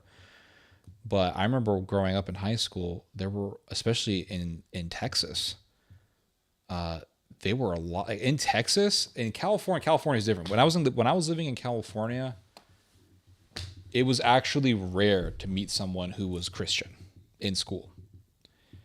But then when I started going to high school in Texas, it was very different. In Texas, almost everybody you met believed in God. It was rare to meet an atheist. And there were a lot of bands that were famous, Christian rock bands that were super famous, like POD. I was a big POD guy. Creed was a huge band. It was like the biggest band ever at one point in time, and that was in the millennial generation. So millennials are all adults now, and now you have millennials saying, well, back in my day, people, like, religion was a huge deal, and atheists were made fun of, or not made fun of, but like atheism was looked down upon. And nowadays it's different. Nowadays people are not as religious, or they're a bunch of degenerates, et cetera, et cetera. And even I don't really like getting into the whole generational rivalry thing, 'cause I think it's pretty cringe, because especially when you read history, you'll find out that there were no good old days. Like, there's no such thing as the good old days. That's a lie. But people believe in this idea of the good old days because there was something about the past that was in better shape than it is now. So they talk about the good old days. And I find myself doing this sometimes. Like, I'll go to McDonald's and I'll say, oh, I remember back in my day when the Big Mac was big. Right? The Big Mac is not really big anymore. It's garbage. But back in my day, the Big Mac was big. When I was growing up, the Big Mac was really good. Or, oh, I remember back in my day, restaurant service was a lot better. And it's true. Restaurant service was a hell of a lot better in the 90s and in the early 2000s, and even in the 2010s. It was better than it is right now. Restaurant service has declined tremendously, I think. So we get caught up in this way of thinking because there was something that you remember back in the past that was in better shape. But this idea of the good old days is, I think, for the most part, a huge myth, because you can always go back in any decade of history and find really messed up things happening. Maybe things were better when you were growing up in your childhood, but they weren't better for everybody. And I can go back to, people say, oh, back in my day, we were more religious. Well, you can go back to the 1780s and read about how Christians were being beheaded because they were Christians in the middle of France. Well, is that the good old days, right? There were no good old days. It's just a myth. Just because some things were better for you doesn't mean it was better for everyone else. And you can't define a decade just because you had fun and while other people didn't. So there is no such thing as the good old days. But I noticed that when a generation starts getting older, they start kind of looking down on the younger generation. And boomers did it to millennials, and now you see millennials doing it to zoomers. Pretty soon zoomers are going to be doing it to alphas, and it's just a cycle that never ends. You can read in Plato where Plato is complaining about how the younger generation are a bunch of degenerates, and meanwhile Plato's talking about like boy loving or something like that. There is no such thing as the good old days. It's complete nonsense. And I'll find myself being triggered into that way of talking as well. Like I'll sometimes catch myself saying things like, why are Zoomers so damn gross? Why do Zoomers look so damn disgusting? And some of them do. There's a lot of Zoomers out there who look absolutely disgusting. But I was thinking about this earlier today, and I thought, wait a second. When I was growing up in high school, there were some gross ass kids that I knew who were my age. And boomers looked down on us and said that we were disgusting. So how is this unique to Zoomers, right? And if you go back to the 1970s, you'll see that the hippies who are boomers now looked completely gross, completely disgusting. They were nasty looking. They were all on drugs and having sex in big old Scooby-Doo vans and listening to garbage music, and it was just a bunch of degeneracy. So this whole idea of the good old days is just, I think it's garbage. I think it's a trope that needs to die, but it never will die because it's just human nature to think that you're better because you're older. And it's just nonsense. When I was growing up in the 90s, going to church every Sunday, I thought that the adults were just so wise and so smart, because you're a child, you don't know any better. You naturally will look up to adults. And then as I got older and started reading a lot more books, I'll look back and say those guys didn't really know much, and those guys were wrong in a lot of ways. They believed in heretical views. Their view of Christianity was based on a false assumption, and either a misreading of history or an absence of history. And you realize that they didn't know any better, and that a lot of them were just struggling to find the truth, just like everyone else is. So you change your perspective, but they look down on us. They said, "Oh, look at these teenagers. They're a bunch of punks," and a lot of us were punks. But that doesn't mean that we stayed as punks forever. Same thing with Zoomers. Millennials will look down on Zoomers and say Zoomers are crazy and weird, and that's true. A lot of them are, but they're probably not going to remain that way forever. People mature, people change, just like millennials. A lot of millennials, you'll see them. I mean, I've seen people that I knew in high school, and I'm like, that's a grown ass man. I'll look at people that I knew back in high school, and I'll say, my God, they look like a bunch of boomers. What's going on? They're a bunch of boomers because they're growing up. They're growing up. So this idea that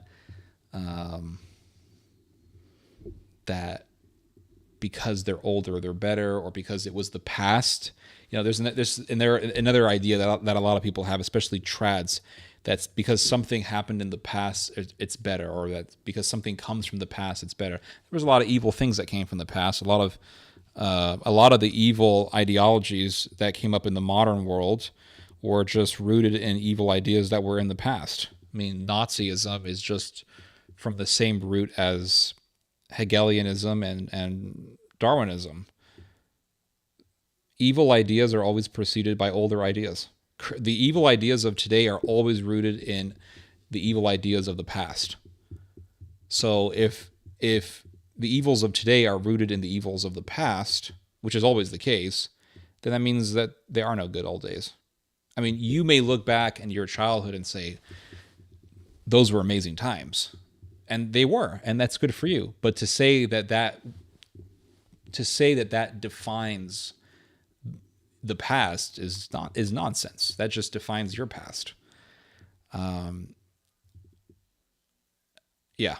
I can tell you, I've heard older people even say that today is better than in the past. I'm trying to remember one statement that I heard.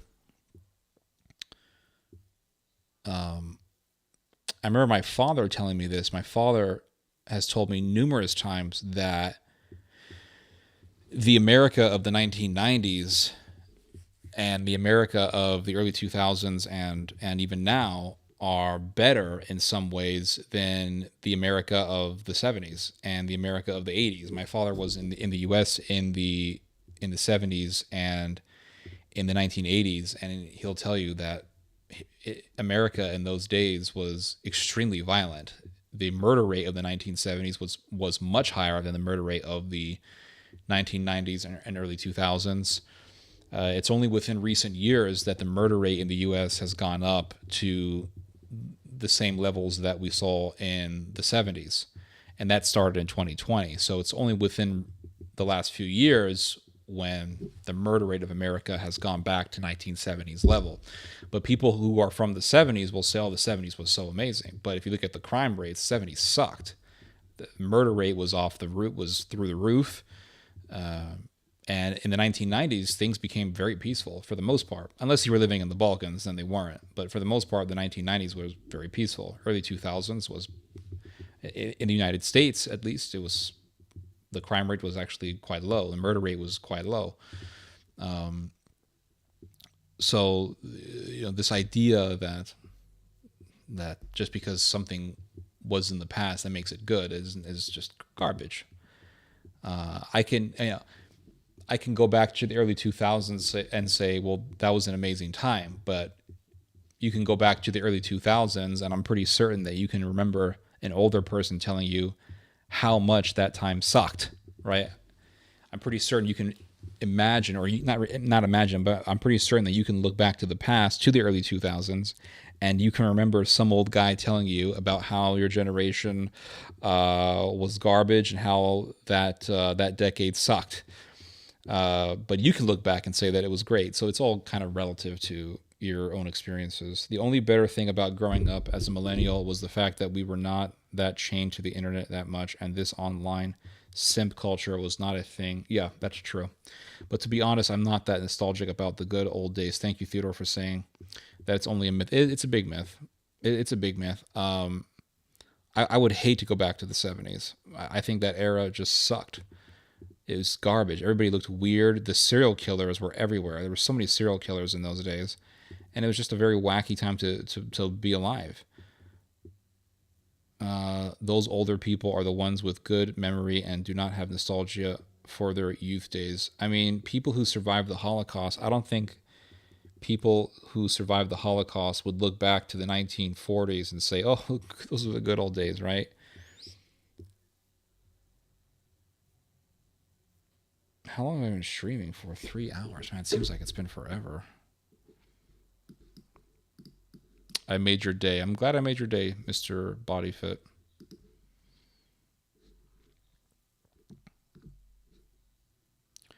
India sent a satellite that went close to the sun. Awesome.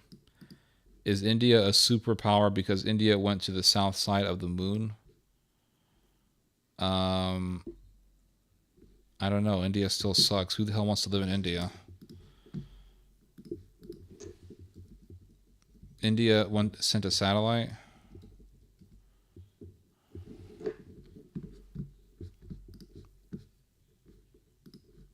Why is my internet acting so retarded today? Blah, blah. So this is the satellite that he's talking about. The U.S. Indian satellite. Okay, so it's called NISAR. It doesn't say Indian. It says Indian. It says Indian U.S. satellite. The NISAR satellite. Here it is on Wikipedia.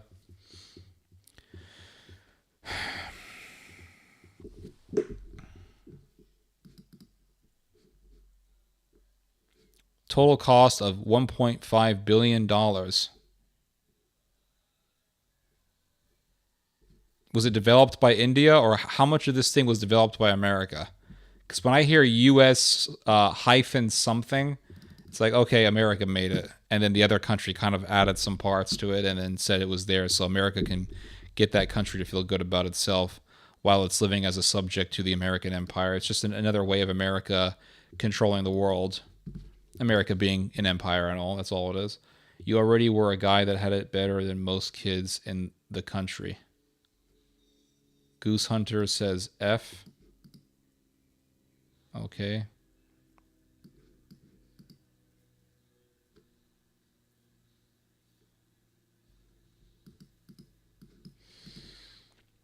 Okay.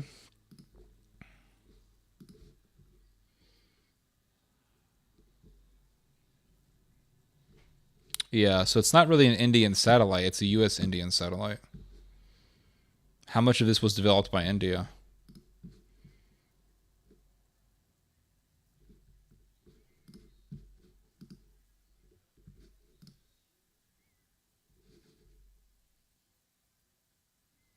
Man, this thing is slow. Run This by Rob Bailey. Okay, I'll give this a listen.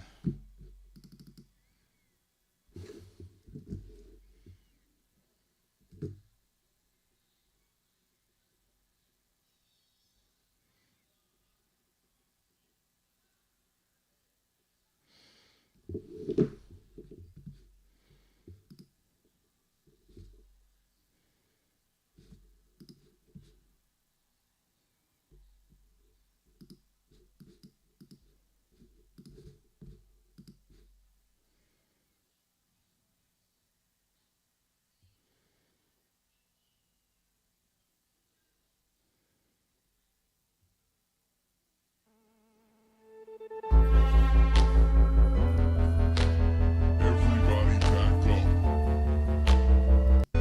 I'm a killer, I'ma kill it, I'ma kill it. I hate this music. All right, next. I think I'm done with the musical recommendations, guys. I think I'm done for tonight, to be honest with you guys. How many people do I have online? I don't even know. I don't know how you can think this music sounds good. Night after day, after night, How does it sound I work, good? hustle, kill, and I fight. Might as well. I think if you listen to this music, I don't know, you need to like open up your mind to better sounds. This song sucks. This is the worst song I've been recommended to this whole time, this whole stream.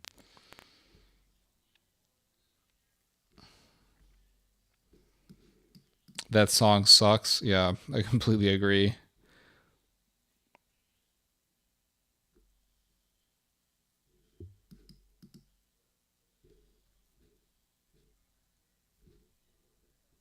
All right. All right, guys. I think I'm done for today. 3 hours of streaming, almost 4 hours. All right, guys. I'm gonna see you guys later. Say something about the Houthis. Houthis, they rhyme with Tootsie Roll. Anyway, I'll see you guys later. All right. Bye-bye.